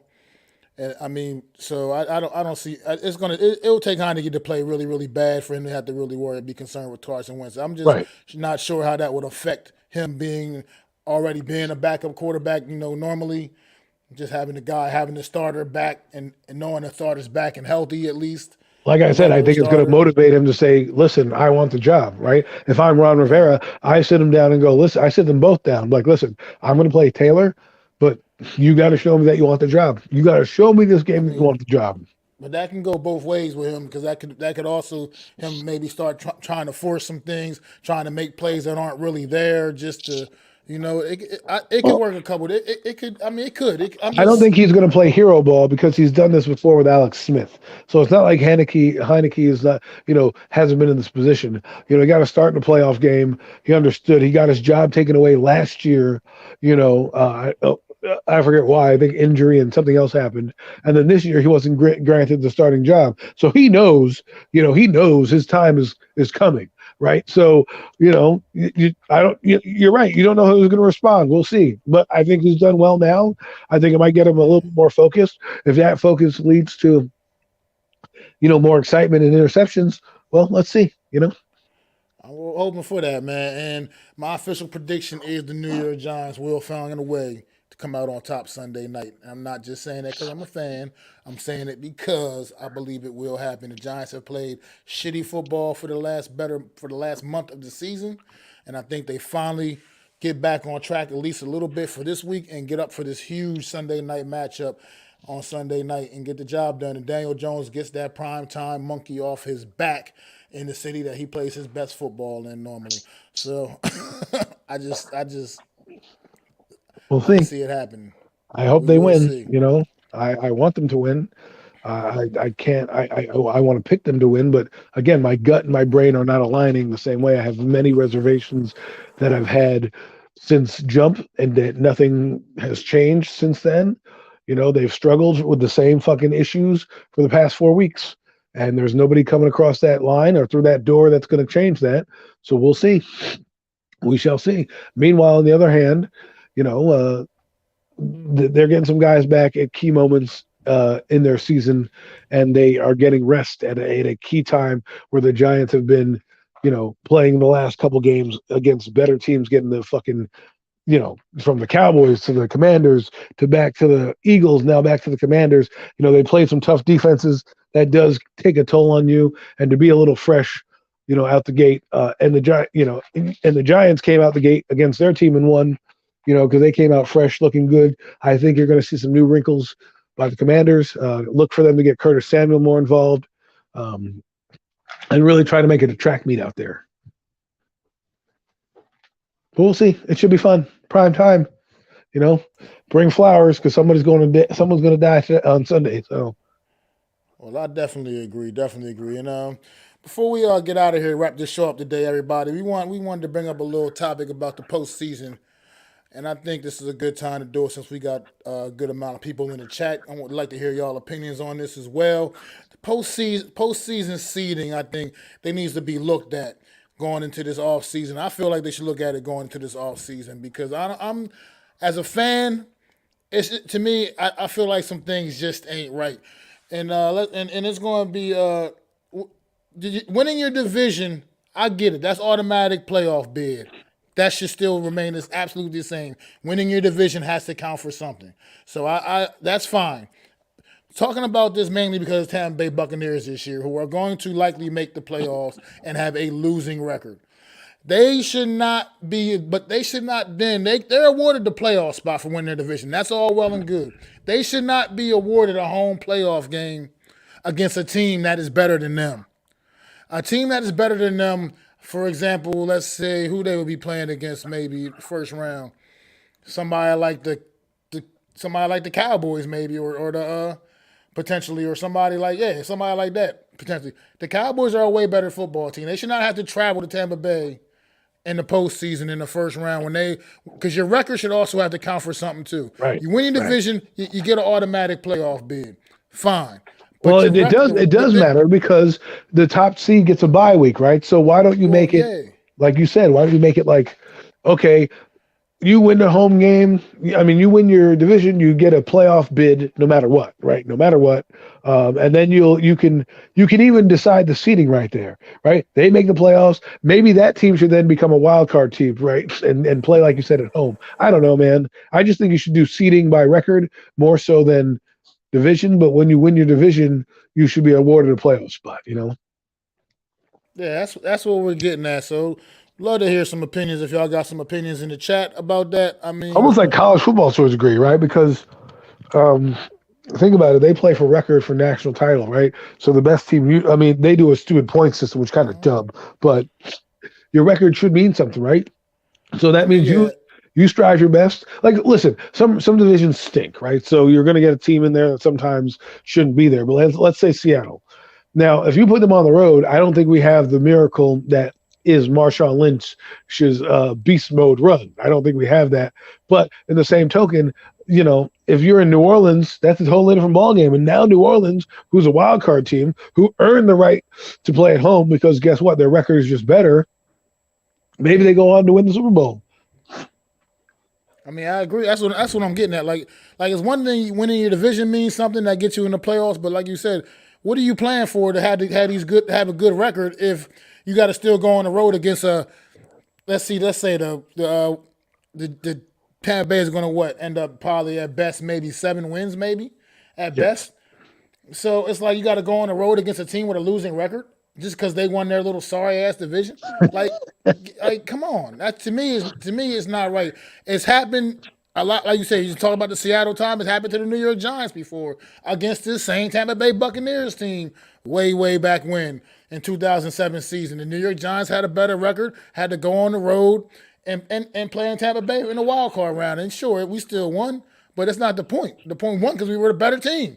But Right. the point is, it shouldn't have to be like that because your record should mean something as well. So Because once you get the teams to set for the playoffs, and then you, like you said, you got to have the records have to then align, and they should go by the record as far as who's hosting these games. well, check it out, right? If you lose, right? So let's say Giants made the playoffs and lost, or one of these teams make the playoffs and lose. Your draft stock now doesn't go by your record, right? Every other team, half the teams, it goes by record. The worst record gets this draft pick, and then so on and so forth as you go down to the draft. Once you get to the playoffs, the record is kind of irrelevant unless you lose, unless a team that you're losing has a worse record. So let's say Tampa Bay lost the game.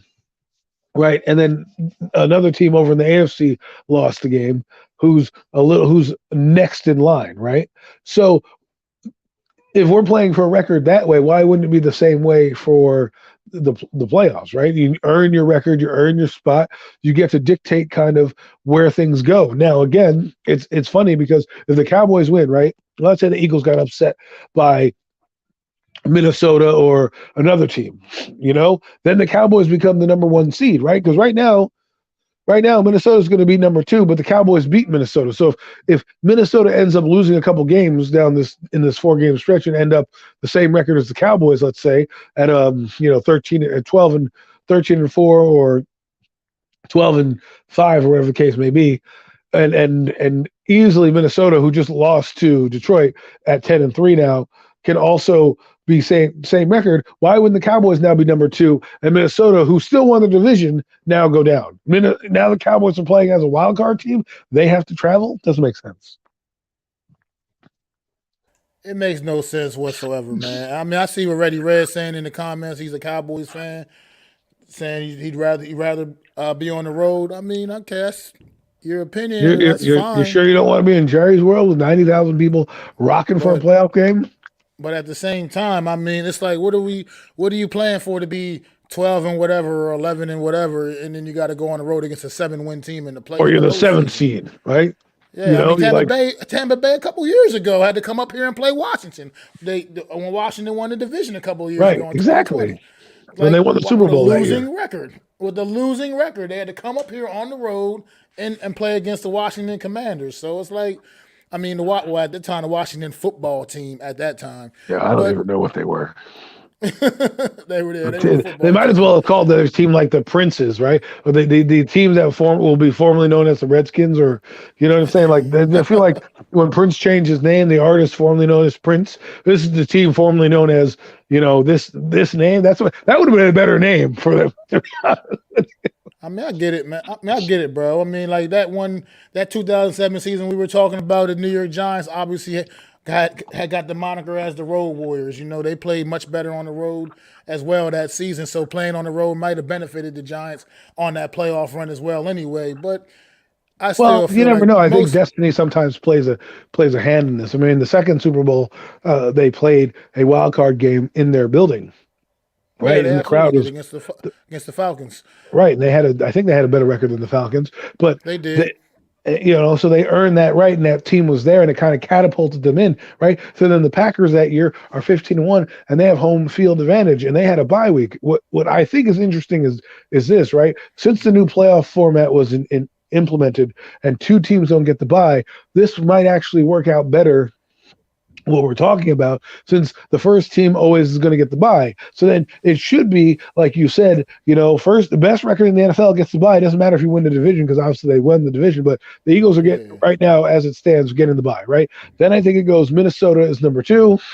Dallas is number 2. They got the tiebreaker over Minnesota. Yeah, but Minnesota it goes to division winners first. Right? Oh, that's right. Shit. Yeah, exactly. So the Cowboys I forgot about that. Right. The Cowboys aren't 2 right now, so it'd be Minnesota's number 2. It'd be the team in the West, the 49ers at number 3, and then the lowly Buccaneers at number 4. Then the Cowboys are the first wild card team, because now it goes for record, right? So they're 10-3, They're 5.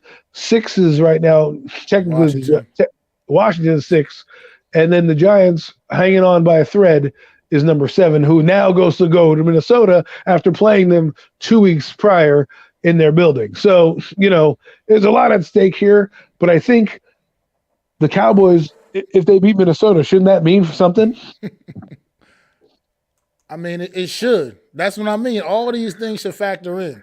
That's what to me personally, but we'll see, man. I mean, maybe somebody from the league is watching, they hearing this, and they're having off-season that's right. meetings. Roger Goodell, you hear us. I know Vince McMahon's listening to us, so I definitely know Roger Goodell's probably tapped in. You probably have hashtag NFL on there. He's like, look for any hashtag NFLs, and he's probably in New York City looking at right now all these dumb streams going, these guys are stealing our copyright. Ooh, that's a good idea by those two idiots. Like they're having owners meetings right now, right? This should be brought up. They're talking about roughing the passer as possibly a reviewable play in the NFL. Which technically is going to draw a lot of red flags, no pun intended, because they're also talking about ejecting players for roughing the passer. They're talking about that now as well too. And I'm thinking they're trying to make it impossible to play defense. I feel like that's what they feel like. Well, no, listen, I get what they did, because back in the 90s, when quarterbacks were so prominent, a guy blew out his knee, your whole season was messed up. Now what you're seeing is backup quarterbacks are being invested in, and seasons aren't going down the toilet as they were back in the day, right? So what the league needs to start doing is making defined rules of what rushing the passer is. Okay, if you did what Tony Saragusa did to Rich Gannon in 2000, where 380 pounds just landed on a guy's shoulder, yeah, that's a flag for roughing the passer, right? Guy's injured, everything like that. If you hit the quarterback in the head, yeah, roughing the passer. But if you knock the guy down in a regular football tackle or something like that, or there's violent collision and the guy is bracing himself, you should have some aggressions, right? Because some of those roughing the passers kill drives, kill momentum, could add, a sack onto somebody's record and really play with the game. But then the red area becomes, well, if you can challenge this penalty, why can't you challenge the holding penalty, exactly, on this thing, right? So then you get into that area. What the NFL needs to do is, instead of saying it's a replay, have an official in New York watch the games, right? And when there's a roughing the passer call, they can easily call down in New York whether the play is good or not, right? You can easily call in New York and say, that fits within the letter of the law of tackling a quarterback. It is not roughing the passer. Pick up the flag, right? So then they pick up the flag. But then if there is a flag throw, now they can't do the reverse either. They can't buzz in the guy's ear and say, you missed that. It's just got to be, if there is one, the replay team in New York looks at it and then can buzz into that official and say, no, that wasn't roughing the passer.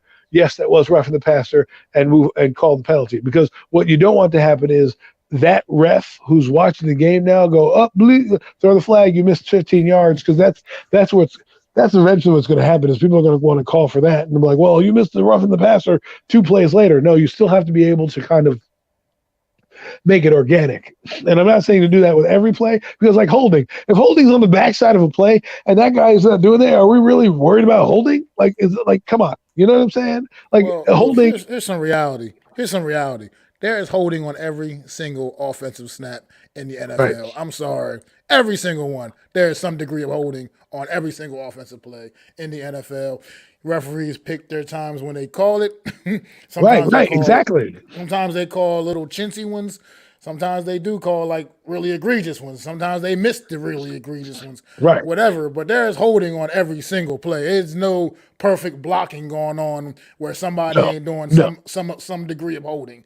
Right. This is how it goes down. But that's what I mean is holding used to be to the letter of the law of people who don't know. It's when you affect the play. So if a guy's on the backside of the play and the play is not over there, is it really necessary to call holding on that play? Now I get it for receivers and stuff, because you don't know where the quarterback's going to go. So I get that if a defensive back is holding on a play like that. But on the offensive line, if a guy's on the other side of the field and the play is not going to him and he's 20 yards the other way, are you really going to just throw the flag sometimes? I think these officials, I mean, they do though. Well, that's the hard part, is like at some point, like it's almost like a police officer. Do you want to give this person a ticket, or do you not want to give them a ticket, right? Somebody speeds on by, you're going to be like, the next speeder I catch, I'm going to drive after, right? The next guy comes by, is going 5 miles over. You want to make a point of it. So you go and nab that person who's not even really speeding that much, just to be like, well, I need to, make my quota. That's kind of how the officials are, right? They're like, I don't really want to call here, but I'll call it right there. You know what I mean? So I think what needs to happen is A, full-time officials need to happen. B, they need to make it available to certain penalties that are game-altering penalties. You're not going to see roughing the passer in the playoffs the same way called in the regular season, because they know that could change the whole momentum of a game. I mean, what's going on, Chris Bucco out there in the chat too? Good to see you, man. Happy holidays to you, bro. How are you? I didn't see that Justin Herbert roughing the passer, but I've seen some other really bad roughing the passer penalties all season long, man. Yeah. And some of them have affected games, man. And they got to just figure out a way. These quarterbacks, I understand you want to protect the investment of the quarterbacks in this league, but this ain't two-hand touch, man. Right, this ain't flag football. Exactly. You know what you're getting paid a lot of money for a reason, because you're putting your body on the line out there, man. And if you can lay a wide receiver out coming across the field, you can do that now. You can't even do that. But if you can, you can just tear in to the running backs. They're all players out on that field, man. They're all susceptible to the same thing. I understand you don't want to take cheap shots, but you can't let these quarterbacks. You put a finger on a quarterback's helmet, and they're calling roughing the passer. Right. The problem is that they're trying to emphasize safety, and you're overemphasizing the safety, which you're making the game like a bunch of padded, like how you play sumo wrestling with those suits on and people run into each other and kind of bounce off. That's how football is going to be played on the offensive line. So you're just going to dress them up in sumo wrestler outfits and kind of have them just crash into each other. If you don't want holding, that's the best way to do it, because there's not going to be. You have to then use your body and what you got. So my point is that this game is a violent sport. They like to keep the violence in the sport, but then they want to, regulate the violence. It's like sometimes when they call that, illegal helmet hit, you got to watch that that's where you go to replay and see, like, was it targeting, or was the guy trying to brace for the hit and then his head went down and your head accidentally hit him? If he was standing up, that would have been a good play, right? Because sometimes that happens too, right? You get the helmet, but it's like, why is it a helmet when the guy on the other end is bracing for the hit and you're going in at the strike point, which the strike point is your chest, right? But now you're compressing that chest on the other end. So now the strike point gets lower and your head gets hit. Now you're calling fucking, roughing the passer or illegal helmet to helmet hit. And you're like, but the guy has no strike zone. So, you can't, it's very fitting. Sometimes you just got to let the violence play out, It's a gray area. It's like when quarterbacks are running, and they can slide, and then the guy is already diving in and he makes contact with the quarterback, and then that's a whole other thing. I mean, this is football, man. This is football. I'm sorry. I don't know what else to say. Yeah, I just don't know. Listen, so it's like a Cam Newton, right? Certain runners get certain preferential treatment and others don't. Cam Newton got absolutely destroyed as a runner because the problem was that he was 230 pounds and a DB would come up and lay a hit on him and he run the DB over and they'd call a play on him, right? But then a linebacker hits him in the pocket or something, right? And it just was like one of those things where they just bludgeoned him. But then Aaron Rodgers, who's a star, gets a fingernail to the fucking, touched on the head, and they're like, roughing the passer. So it is favoritism. Like Daniel Jones gets fucking absolutely annihilated. Not one time they call roughing the passer for that guy, right? Not one time. And I don't even like Daniel. And I know that they don't, call roughing the passer. Jalen Hurts still call roughing the passer for. They'll call it for other guys. I think it's one of those things. But you really need to get the letter of the law, right? So that's what needs to happen. If it falls within the letter of the law, and don't make all these bylaws and bylaws, just kind of condense the playbook. This is a catch. Like right now, we don't even know what a fucking catch is these days, right? Because if you go on the sidelines and you do the toe jag swag, right, and keep 1 foot in, you're in, right? But if you do like one knee, you're in. It's like, well, how is that any different? Like a guy caught the ball, he put his toe down, right, but then his foot came down out of bounds. But yet his toe came down. But if he had dragged his toe and stood on his toes and fell out of bounds, that's not an illegal play. Like, how does that happen? Now they're like, well, if the ball's trapped under your hands, it's like it's either A, it's a catch, or B, it's not a catch. Like, it's not like, well, the ball, you can clearly tell when the ball touches the ground or when a guy has his hands under the ball and like Bernie Manuel, clearly his hands were both there and the ball kind of touched the ground. Only the tip of the ball touched the ground, not even the whole ball. And they called it incomplete. That's the reason why they called it the Bernie Manuel rule, because in 2001, when the Buccaneers were playing, or 99, I should say, when the Buccaneers were playing St. Louis, it might have been 2001. When they were going to the Super Bowl in the dome, Bernie Manuel caught a pass from Sean King and it went under his belly and he caught it, but the tip of the nose of the football just graced the grass and they called it incomplete. Right. So now, so now anyone who traps the ball, it does, like, to me, like there was a play where the guy caught the ball and then he toe drag swagged and then he hit the ground, the ball hit the ground, but then it juggled and they're like, it's not a catch. Where I'm like, did the ball hit the ground? No, because you say the ball has hit the ground, but yet the guy catches the ball, has control, falls to the ground, the ball goes up in the air, he catches it back, and then you're like, oh, it's an incomplete pass. I'm like, he did if the guy catches it 2 feet and steps out, then the play is over. So I don't understand sometimes these rules and what they're doing. Look, that catch rule is that's a whole nother animal. I can't even begin to tackle that right now.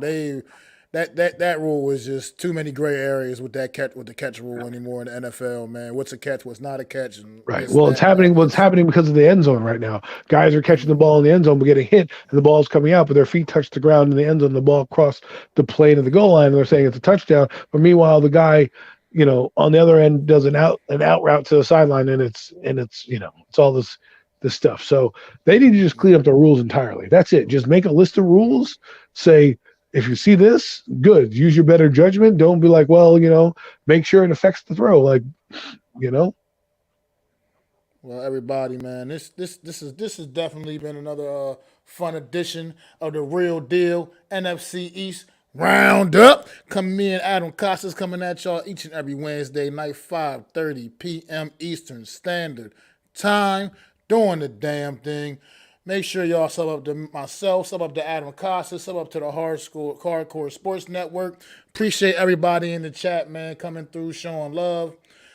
Appreciating what we doing here, man, and we gonna keep coming at y'all the rest of the way, man, until there's only one team standing, So thank y'all for coming out, and we will be back next week with another edition of the Real Deal NFC East Round-Up.